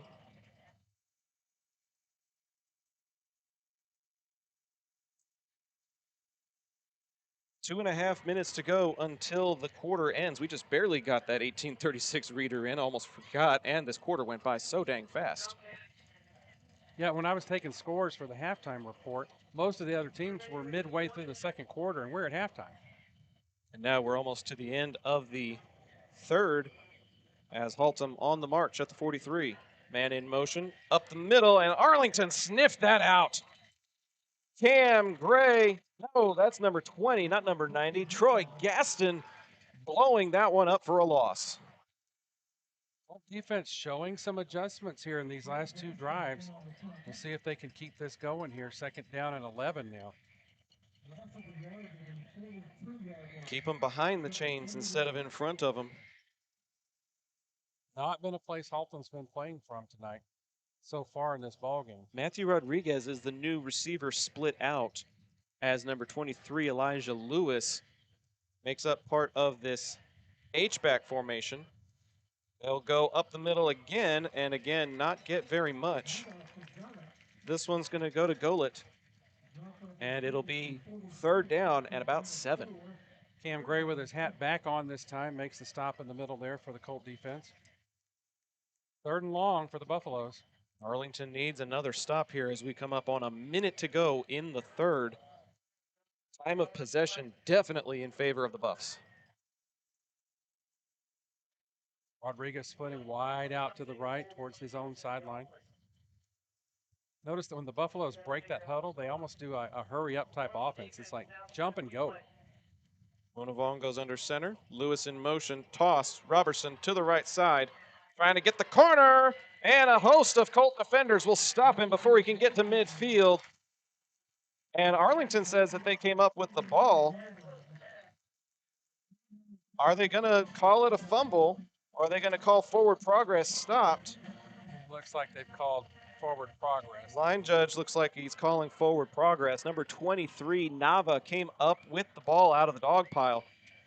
But they're going to call it just fourth down at the Haltom 48. And it does not look like the punt team is coming out, Pops. Yeah. Luis Mendoza put the first hit on the Buffalo defender. 4, 3, 2, 1. And that's the end of the third quarter. Wow. 21-14. We've got an exciting final 12 minutes to play here on the Zap Network, presented by John Wade Roofing. We'll be right back with the thrilling conclusion. Looking for the most unique gift for your student or athlete? Local Legends Figures has you covered. The custom 6-inch figures are designed with you and your legend in mind. They even immortalize yours truly with a custom, never-before-used model to create a Zach the Voice figure for my 30th birthday. Huge thanks to our friends at Local Legends Figures. See pricing and place orders at locallegendsfigures.com.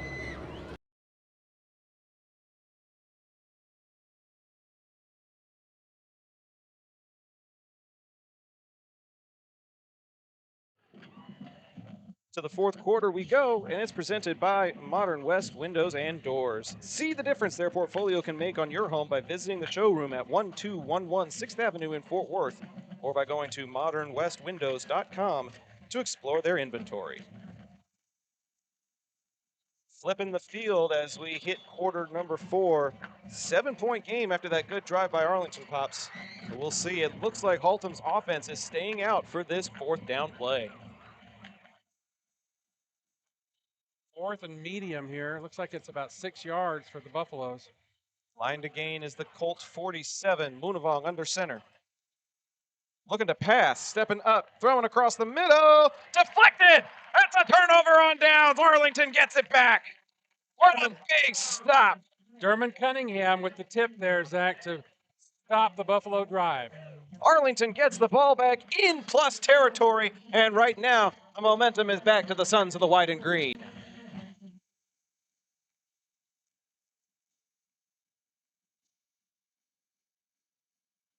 It was a gamble by Coach Tucker, and that time the gamble does not pay off. One of the few passing attempts by the Haltom offense, and Arlington able to get the last-second deflection on the open tight end, and now they have it across the 50. Gotta do something with it here. Cravens will send a man in motion, and a whistle will blow as a timeout will get called by Haltom. We will take a timeout with them. Arlington with the ball and a little bit of momentum, trailing by 7. We'll be right back. Taquería Taco Express es la taquería oficial de Zach Arnold Productions. Con un amplio y auténtico menú, satisface tus antojos o prepara tu próximo evento con nosotros. Visítanos todos los martes para disfrutar de Taco Tuesday con 5 tacos y un agua fresca por solo $10. Para encontrar sucursales cercanas o hacer pedidos en línea, visita taqueriatacoexpress.com. Back to UTA's Maverick Stadium after a turnover on downs. Haltom was misaligned on defense, and that will force them to take a timeout that they probably didn't want to take, Pops. Yeah, that may come back to be an issue late in the ball game if it stays as tight as it is right now. Colts trail by 7. Man in motion again. Cravens gives, tries to find the corner, and not much doing there as 4 or 5 Buffalos will meet up with the ball carrier. I believe that's Burton on the sweep. Yeah, it was Burton on the sweep, and Damian Wade makes the play for the Buffalo defense on this near sideline. Maybe a pickup of 2 on the play.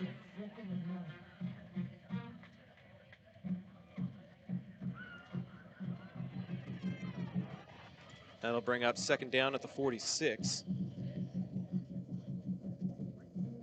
3 receivers out to the right again, and again a man in motion. This time, Craven's on the keep up the middle, and he'll take it closer to first down yardage, but he's still going to be brought down short. Goes to the 41-yard line. 3rd and manageable here for the Colt offense.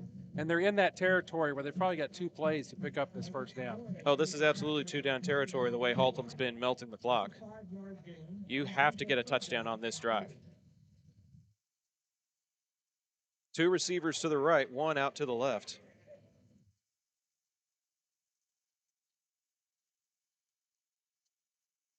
That's first down yardage. And then some. Down the sidelines, Max Revere punches it in. Colt, touchdown.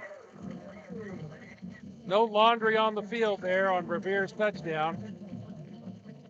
Ball was at about the 42-yard line, so a 42-yard football run there for Mr. Revere up the left side. He bounced to that left outside corner, the near sideline corner, and caught a lane up the sideline and took it all the way to the house. Ling on for the equalizer. It is up, and it is good. 10:32 to go in the ball game, and it's a brand new ball game at UTA Maverick Stadium. We'll be back with the exciting conclusion right after this. John Wade Roofing has been serving the Arlington area since 1982, but the Wade legacy runs much deeper in the city of Arlington. A pioneer family that has had roots going back decades, John Wade and Company saw relatives attend the Cooper Street Arlington High campus and has had members play in Colt athletics for decades, and they're looking forward to serving this community for decades to come. Find out more at johnwaderoofing.com. Modern West Windows and Doors invites you to see the difference.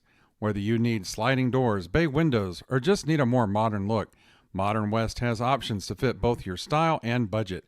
Stop by the showroom at 1211 6th Avenue in Fort Worth to see for yourself, or call 682-255-6094 for more information. Back live here as the Colts have tied it up. This is the Classic South Drive summary. Next time you were ready to drive something new, contact Yadi Pagan at 817-706-5679. Max Revere with the 42-yard run at the end of that 48-yard drive for a touchdown. Kickoff coming here, and next time you're ready to drive something new, Classic Chevrolet, relax and drive the difference. Kickoff is returned to the 18-yard line. Pops, Arlington's defense has had a couple of stops. The offense seems to be finding the holes and making their way through them with 2 touchdown runs. All of a sudden, it's 21 all with just over 10 minutes to go. Yeah, I'm very interested what clicked with the defense on that second Haltom drive. Maybe that first Haltom drive right out of the right out of halftime was a scripted set of plays that were a little bit easier for them to run. And the Colt defense has been able to make some plays here on these last 2 drives. Shotgun now from Munavong, and he does the handoff to Robertson, and he'll pick up about 3 on that. That's an interesting variation of the RPO where you give it and then do a throwing motion in order to make it look like you were passing it while your running back tries to get an extra yard or 2. Hayden Bostic in the middle there getting the stop for the Colt defense after about a 3-yard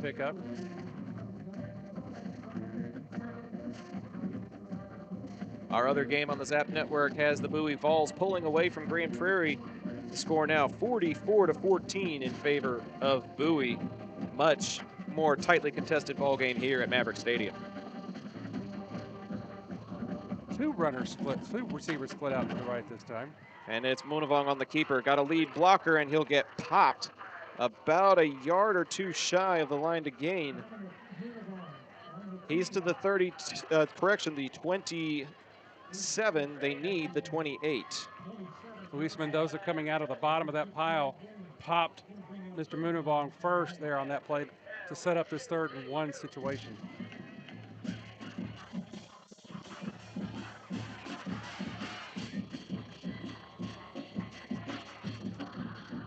Crowd pretty hyped up here at UTA Maverick Stadium. I'm hearing quite a bit of noise. 9 minutes to go in regulation. 3rd down and 1. Munavong with the toss. This is Gullet, and he's stopped behind the line. Great pursuit by the Arlington front 7, and it's 4th down.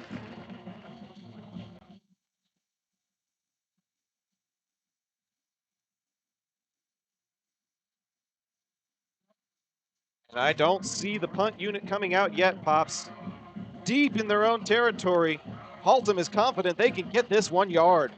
33 A.J. Payne lowering the boom on that play in the backfield to bring up this 4th down attempt. Quite possibly one of the biggest plays of the game coming up here. Tie ball game at 21, deep inside their own territory. A shotgun look for Haltom. And I don't think he got it. Robertson right up the middle, and Arlington gets the defensive stop. Samaje Davis, first one there on that play. Are they going to give him the 1st down? I can't believe it. No, there's no way. A herd of zebras conferring at the 27. Arlington is sure they got the stop. Everything we saw on that play indicated he didn't make it back to the original line of scrimmage. He needed the 28, and it depends on where they're spotting it. Oh, Haltom, 1st down. That's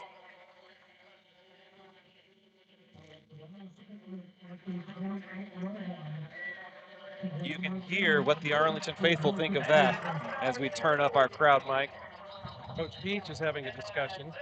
We seem to be in alignment as Coach Peach vehemently pleading his case as he's trying to show where the field position was. How can that possibly be the spot of the ball?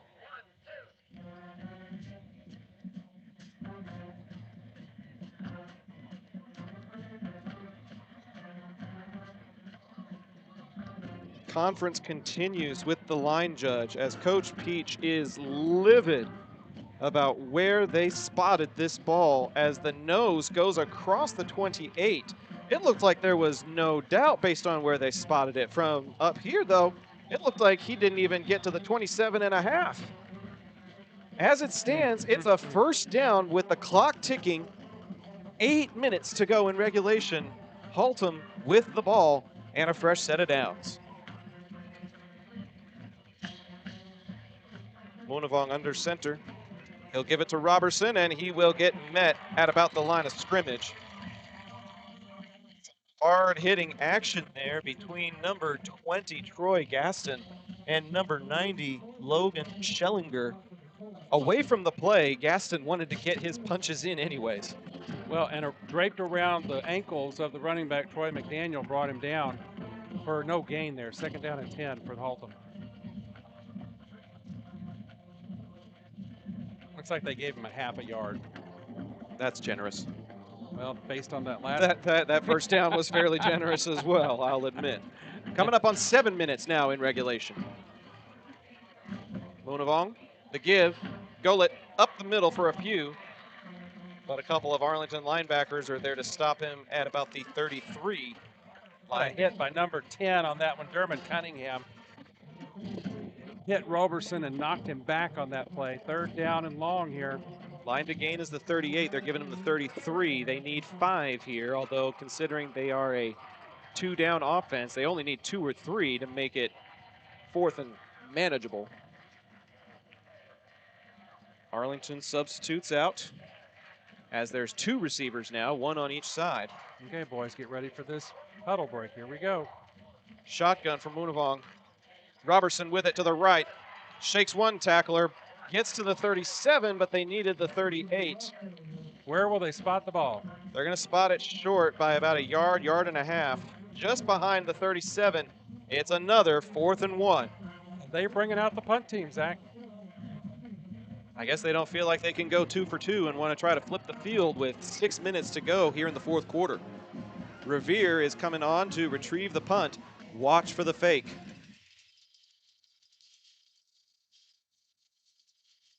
They will send it away. Is there a running into the kicker? No. And it will go out of bounds. Arlington ball with 5.5 to go in the game. Stick around. You don't want to miss this last 5.5 on the Zap Network. If you're like me and need printed materials to get your brand out there to the community, then you need ICA Signs. Conveniently located in central Arlington, ICA features a wide selection of shirts, hats, banners, yard signs, acrylics, magnets for your car, magnets for your fridge, tumblers, A-frames, and more.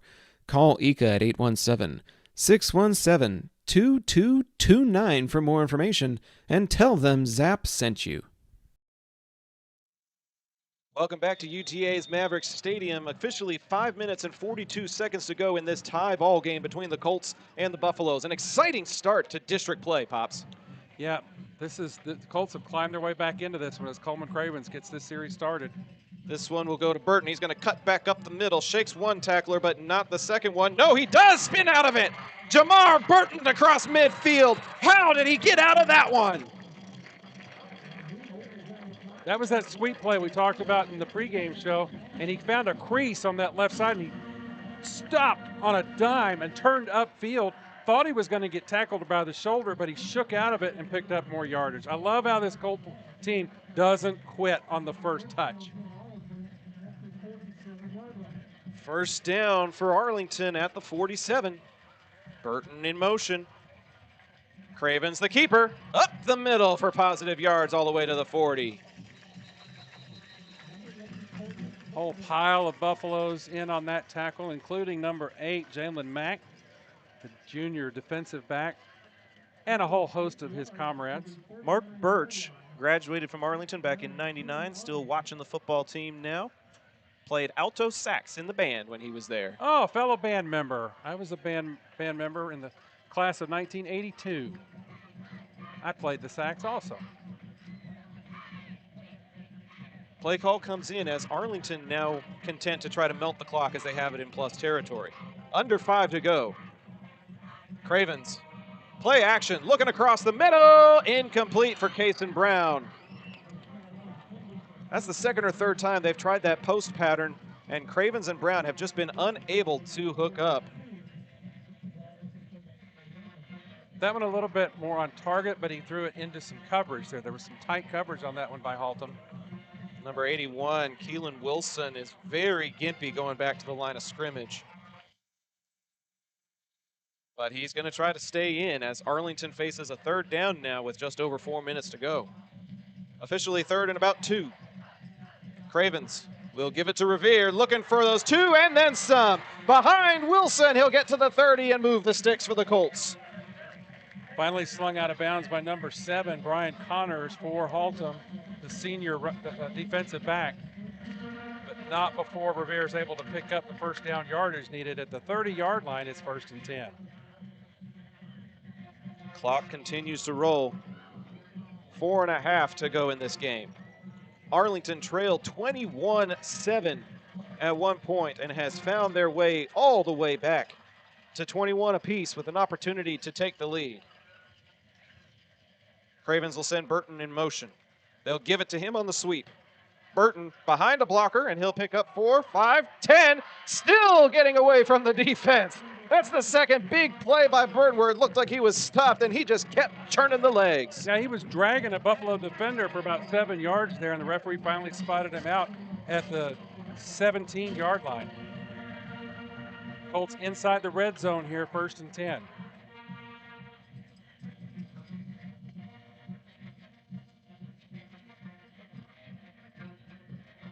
Band whipping the fans up into a frenzy here as they continue this drive. And Arlington very content to let this clock continue to roll. They are in plus enough territory, but they want more. Cravens will take it himself inside the 15 to about the 14. Number 74 for the Buffalos, Ikotama, defensive lineman, in on the stop.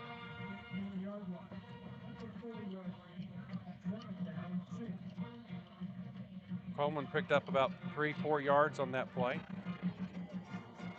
2nd down and 6 here. Ball resting right at the 13-yard line. 2 to the left and 1 to the right. Wilson, the H-back for Revere. Burton's in motion. They're going to give it to Revere. He's got a crease. Max Revere to the 10, to the 5, down at the 4. 1st and goal, Arlington.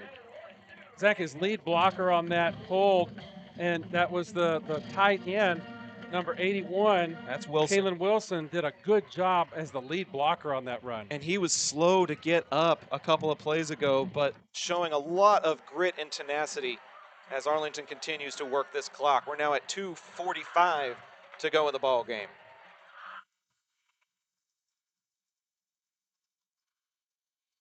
Play clock to 15. Arlington can run one more play, and if it's a run play that doesn't give them a touchdown, they can take it to the 2-minute timeout. Cravens will move Burton. It's to Revere. Bounces away to the goal line. Touchdown, Arlington! All the way back from down 21-7. The Colts take the lead. All kinds of action on that play. Potential scorers going several different directions, but it's Revere punching it in with a 4-yard run to put the Colts on top for the first time this evening. No, not the first time, since the first quarter.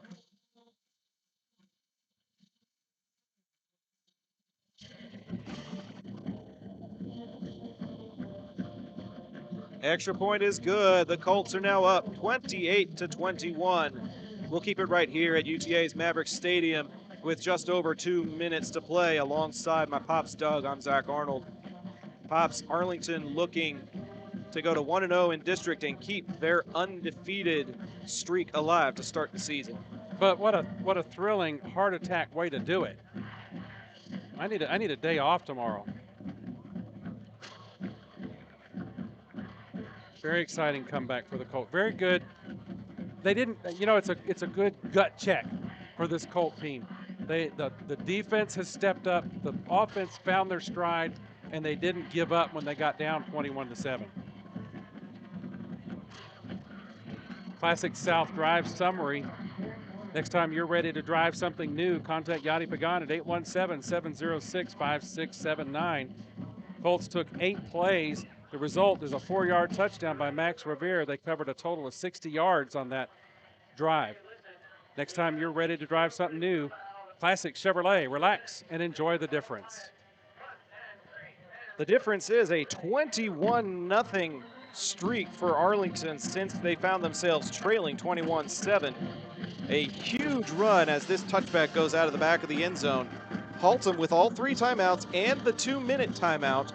But Pops, they have been super methodical and don't really have time for methodical at this stage of the game. Yeah, with 2:20 left, and they did burn one of those timeouts early in the second half here.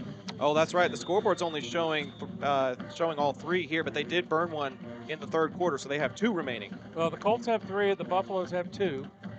So that could play a difference here as we head down the stretch as well. Maybe if I look at the right part of the scoreboard. My mistake. Here they come. Munavong in the shotgun. He's going to keep it himself to the right-hand side, and no gain. Ran into number 23, Ethan Nava. Maybe a yard or 2.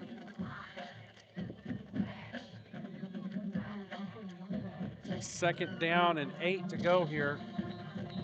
And that will be the 2-minute timeout. A fun 2 minutes on the way here on the Zap Network, presented by John Wade Roofing. We'll be right back. From weekend cleanups to major projects, Trinity Logistics Services has the perfect fit for you. With dumpsters ranging from 10 all the way up to 30 feet, they handle both drop-off and pick-up so you can stay focused on cleaning up the win. Call 817-693-1302 today and let Trinity Logistics Services help you score big on convenience and efficiency. Coming out of the break, it is second down and about 8 for Haltom here. Pops, they need a touchdown just to force overtime, and they've got 120 seconds to do it. Well, in the last several series, the Colt defense has really found their niche and have been stopping Haltom. It'll be a good test of wills here to see who wants to win this ball game to open up District 6A status play. Two receivers to the right-hand side. Munavong looking for an option, and he'll pitch it to Robertson. Robertson's got a little bit of a corner, and he'll run out of bounds. First down yardage as they get close to the 40. First time we've seen that option pitch tonight. Interesting time to bring out that little wrinkle, but I love option play football. Just don't love it when it happens to your team's defense. It's still a pretty thing to watch, but yeah.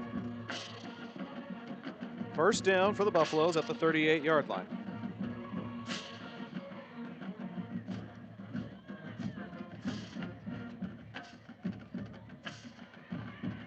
Another keeper cutting to the other side, and he's got a big crease. Munavong turning on the Jets across midfield, and he will scamper out of bounds at the 35-yard line of Arlington. A minute 47 to go, and Haltom is knocking on the door.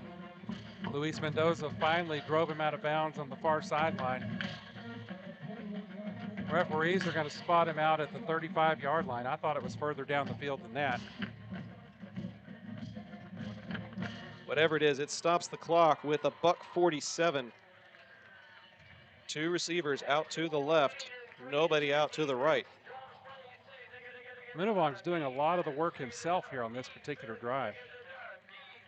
Play clock down to 7. They need to break this huddle and do. Shotgun here with Robertson to his left. Munavong looking left, throwing left to the corner, caught and out of bounds at the 23-yard line. Matthew Rodriguez hauls it in and moves the sticks. Hasn't been a lot of passing tonight by Haltom, but that was a timely one right there. First down and 10 from the 24-yard line. The defense chants in effect here at Maverick Stadium. The Colts clinging to a 7-point lead with just under 2 to play. Samaje Davis gets the stop on that play, but not before the first down. Rodriguez and Lewis out to the left. Shotgun from Munavong. Keeper to the left. Arlington trying not to give him the corner, and he will get met at the 21-yard line, and the clock continues to run. Did not get out of bounds in time. A pickup of just 2 or 3. Second down as the clock runs. Number 33 on that play really popped him hard at the end of the play. Troy Gaston in on the play, and A.J. Payne. The first time we've seen Haltom go no huddle, and it's in crunch time. 2 out to the left. Munavong in the shotgun. Robertson to his left. Play call comes in. Pass play. Munavong steps up. Under pressure. Throws to the corner. Toe tap. Incomplete, says the head linesman on the opposite side of the field. Yeah, he was under tremendous pressure on that particular play as the pocket was collapsing. The Colt defense, led by Troy McDaniel, was right on top of him. He tossed what appeared to be a duck towards the sideline.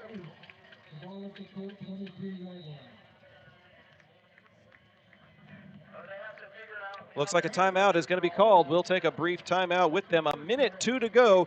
3rd and 8 coming up for the Buffaloes when we come back on the Zap Network.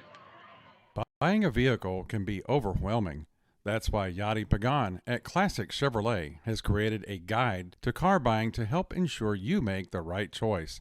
Classic South has a great selection of pre-owned vehicles, and Yadi will put all his energy to make sure you get the best deal possible. Call 817-706-5679. Classic Chevrolet. Relax and enjoy the difference. Mom, the producer, said, here we go, and I concur. Here we go for an exciting final 62 seconds here at Maverick Stadium. Haltom with a 3rd and 8 just outside of Arlington's red zone, looking to tie this thing up. Munavong, handoff, up the middle. Not going to get very far, just inside the 20. It'll be 4th down. And now a stoppage will be called, possibly a timeout. Hayden Bostic on the stop for the Colt defense. They're coming over to talk to Coach Peach about something on the near sideline.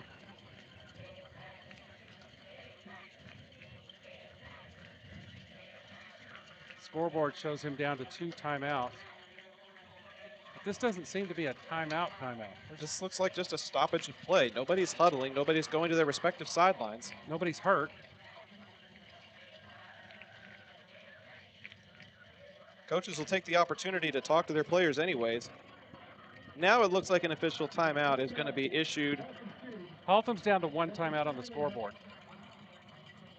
50.3 seconds to go. Haltom does not have enough timeouts to get a stop if they turn it over here. This is the ball game. Yeah, if they can pick up a 1st down, then of course they've got just a few seconds left to play with. But if the Colts stop them, that's it. And it's not a gimme the way the Colt defenses have been playing the last several series. It's going to be 4th down and 6 here. Scoreboard says 5, so we'll go with that. 4th down and 5 yards to go for the Haltom offense. They are very capable of picking this up. They've been doing it all night. They're going with a triangle of receivers to the left-hand side.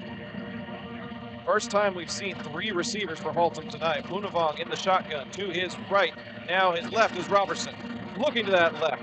Throwing his direction and caught. The chains will move. It's a 1st down for the Buffalos inside the 10. Haltom converts on 4th down on the swing pass to the running back out of the backfield. 44 seconds to go. They're 9 yards away from tying this thing up. Making the pass play when they need it, Zach. Clock is rolling, and I don't think Haltom knew that. And now they will stop that clock after several seconds come off. 34.3 to go. And they'll be out of timeouts now. So if Arlington gets a sack, that's trouble. 34 seconds and no timeout. You have to run pass plays now if you're out of timeouts. And that's not Haltom's game. Right. That's not their bread and butter. And even running, they can't run to the edge to get to the sideline. You can't go too far outside. You have to go towards your sideline because that's the hash mark that the ball is on. You can't go to the open side of the field because there's too much ground to cover to try to get out of bounds. Everything's going to go that direction unless you try to do a dump-off pass to the other direction. But I don't see that happening. Referees reset the clock to 38 seconds even. 38 seconds for Arlington to hold on to this lead. Here we go. Hurry up. Offense. Haltom with the snap. This is a handoff, and they won't get there. The push will take it to about the 2-yard line, but Haltom has to hurry up now. They're going to stop the clock on a flag.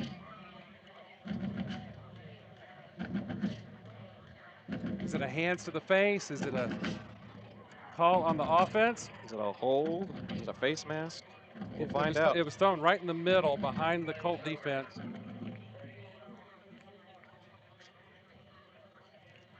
Right now, the clock shows 21.7 on the scoreboard. Quite a discussion about what the offense is here. All of the Zebras going to be converging on the Savannah for this one. Well, this is a big call.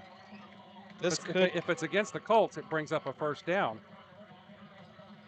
For Haltom. Could be the call of the game. If it's against Haltom, it backs them up. And the clock will start running. And forces them into a passing situation. Peach is pointing towards the Haltom side as if it's against them. He hopes. The Colts defense is clapping. This is against Haltom.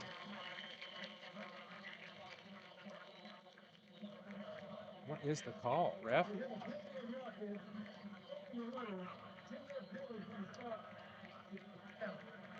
Ten-yard penalty. It's a 10-yard penalty, whatever it is, and 22 seconds to go in the ball game. Clock should start running almost immediately here.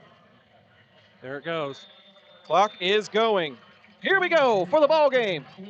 15 seconds on the game clock. Haltom to the line. Munavong in the shotgun. Looking to pass. To his left. And he picked off! Arlington gets the turnover, and they're going to win the ball game.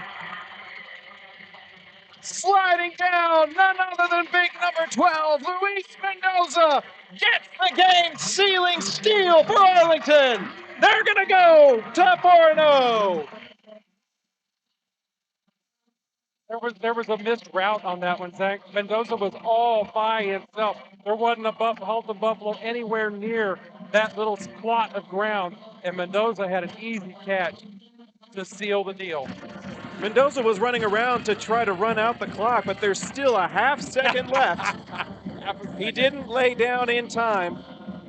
So Arlington will get one more snap, and that will be the ball game. What a game. You know, Zach, kudos to Haltom. They didn't give up either. I'm just so excited about this opening district match. I'm sorry somebody had to lose this ball game. So am I. But I'm glad for the Colts. What a gritty recovery by the Arlington defense. After getting steamrolled for much of this ball game, they find a way to get big stops and get the clutch turnover inside the 10. That's going to push them to 1-0 in district play. Time for the victory formation for the Colts offense here on the 4-yard line.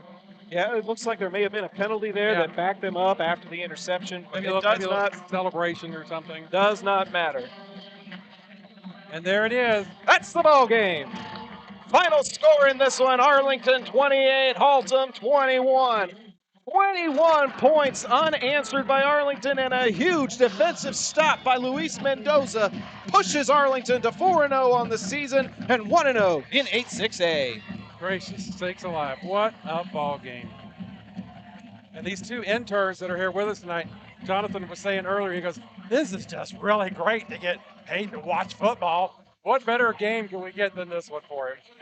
I mean, That's awesome. That's a great way to start off, having the help that we have. Cameron did a great job for me in the second half, keeping up with the spotting. As we get ready for the post-game show presented by John Wade Roofing, Arlington's favorite roofer since 1982. Thank you all so much for being a part of this broadcast with us tonight. We had a record number of people tuning in to this game, and we hope that you enjoyed this classic. Some fun facts about John Wade Roofing. John Sr. played for Colt football and was the team MVP in '76. He also played for TCU and UTA, earning all conference and conference champion honors. After a stint with the Oilers, he started roofing in 1982 and never looked back. For over 40 years, his family and his company has built a legacy that they hope will stand the test of time. The next time you have roofing needs, gutters, painting, solar, soffit repair, or more, call the family that does more at 817-265-5520. We'll go ahead and bring it into our studio here at Maverick Stadium. Hi, everyone. Alongside my Pops Doug, I'm Zach Arnold. Thanking you so much for tuning in to tonight's game.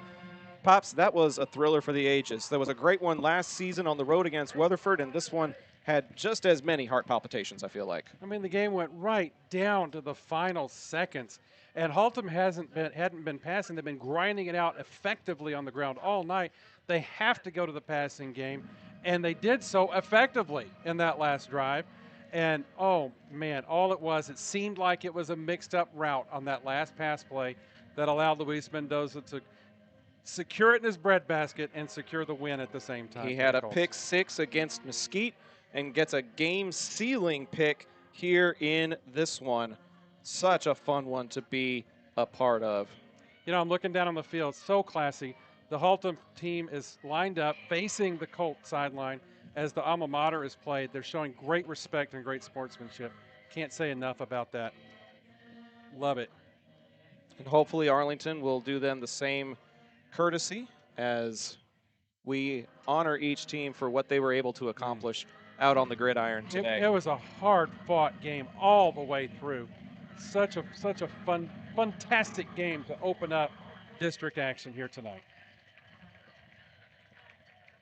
Well, Pops, the website on Dallas Morning News is denying me access. I guess my account logged out. Oh. So we're going to have to scramble to figure out if we can get some stats from this game. Let's take a look at some of the scores presented by Ika Signs while Pops tries to dig up the stats on his end. As we mentioned, Lamar, Lamar took down Martin yesterday by a score of 40-21. That makes this district race wide open right there. Yeah. Martin was supposed to be back on the uptick again, and then Lamar just had control of that game from whistle to whistle. Last time we were checking in with South Grand Prairie and Sam Houston, it was South 56-10 against the Texans, and then over on the other game on the Zap Network, still going 57-14, Bowie pulling away in that second half. And then also in Arlington ISD, Seguin is on their way to remaining undefeated. They lead Grapevine 22-6. Pops, you just can't say enough about what Arlington was able to accomplish, especially getting outgained. The stats you were able to pull up on Dallas Morning News show them outgaining Arlington 376-295. 341 of those on the ground. That is a vaunted rushing attack. But Arlington got the stops when they needed it, including in the final 10 yards and the final 10 seconds. You know, there was just something that clicked after that first drive in the second half that Haltom marched down and took the 21-7 lead. There was something after that that clicked in the Colt defense, and they figured out how to stop Robertson and Munoval at the line of scrimmage. And I'm not sure what it was that they figured out. The defensive line, a big part of that, being able to stop the point of attack. A lot of credit being given to the Missouri State commit Cam Gray from our spotter Cameron for this second half. Pops, we have to pick a player of the game, and I'm inclined to go to that defensive line. I'm inclined to go to Mendoza for the game-sealing pick. But credit to Max Revere, who had a really strong second half as well. He eclipsed the century mark and scored 3 Arlington touchdowns. Without him, Arlington doesn't win this ball game either. It was a complete effort on both sides of the ball. And that's the thing. The offense came out looking different in the second half as well. They did. They were kind of sputtering all through the first half and just not clicking well. And Cravens was overthrowing the ball. And once they finally figured things out, and both sides of the ball for the Colts figured out what they needed to do after that first drive coming out of the locker room, and that's what got them back in the game and eventually won this district opener. I love the no-quit attitude that this team has. They were able to build each other up after that scoring play and did what they needed to do to win this ball game. I'll tell you what, though, District 6A, Haltom is a force to be reckoned with. Do not take them lightly. Of course not. Robertson had 30 carries for 228 yards. That is tough for anybody to try to keep up with.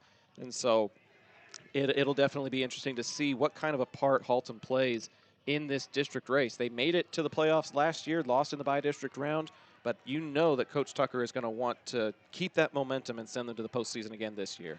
Well, and the other team to keep an eye on that you were talking about with the post-game scores looking at is South Grand Prairie. And that's Arlington's opponent next week at the Gopher Warrior Bowl. That will be an early contest to see who becomes a leader in this district. The other game on the Zap Network, you'll be on the call for Bowie versus Sam Houston, a New York rivalry, as they call it, over in East Arlington. And that game will be played at Choctaw Stadium, also on the Zap Network. But I think I'm gonna give the award to Mendoza for the game-sealing interception. As much as I love Revere's offense, it was the defense that won this game for Arlington. So Mendoza, and we called Mendoza's name night long. Several tackles. Several tackles in on almost every defensive play and getting the game-sealing pick. He is the player of the game presented by Trinity Logistics Services. Pops, any final thoughts before we call it a night here at Maverick Stadium? I'm just still out of breath. I don't have any fingernails left. I mean, there's just this was such a fantastic example of Texas high school football. displayed here at Maverick Stadium tonight. And I'm excited that the Colts came out on top, but I'm impressed with Haltom. They never quit. They played a really great ball game. And this whole district race is going to be very interesting from here on out.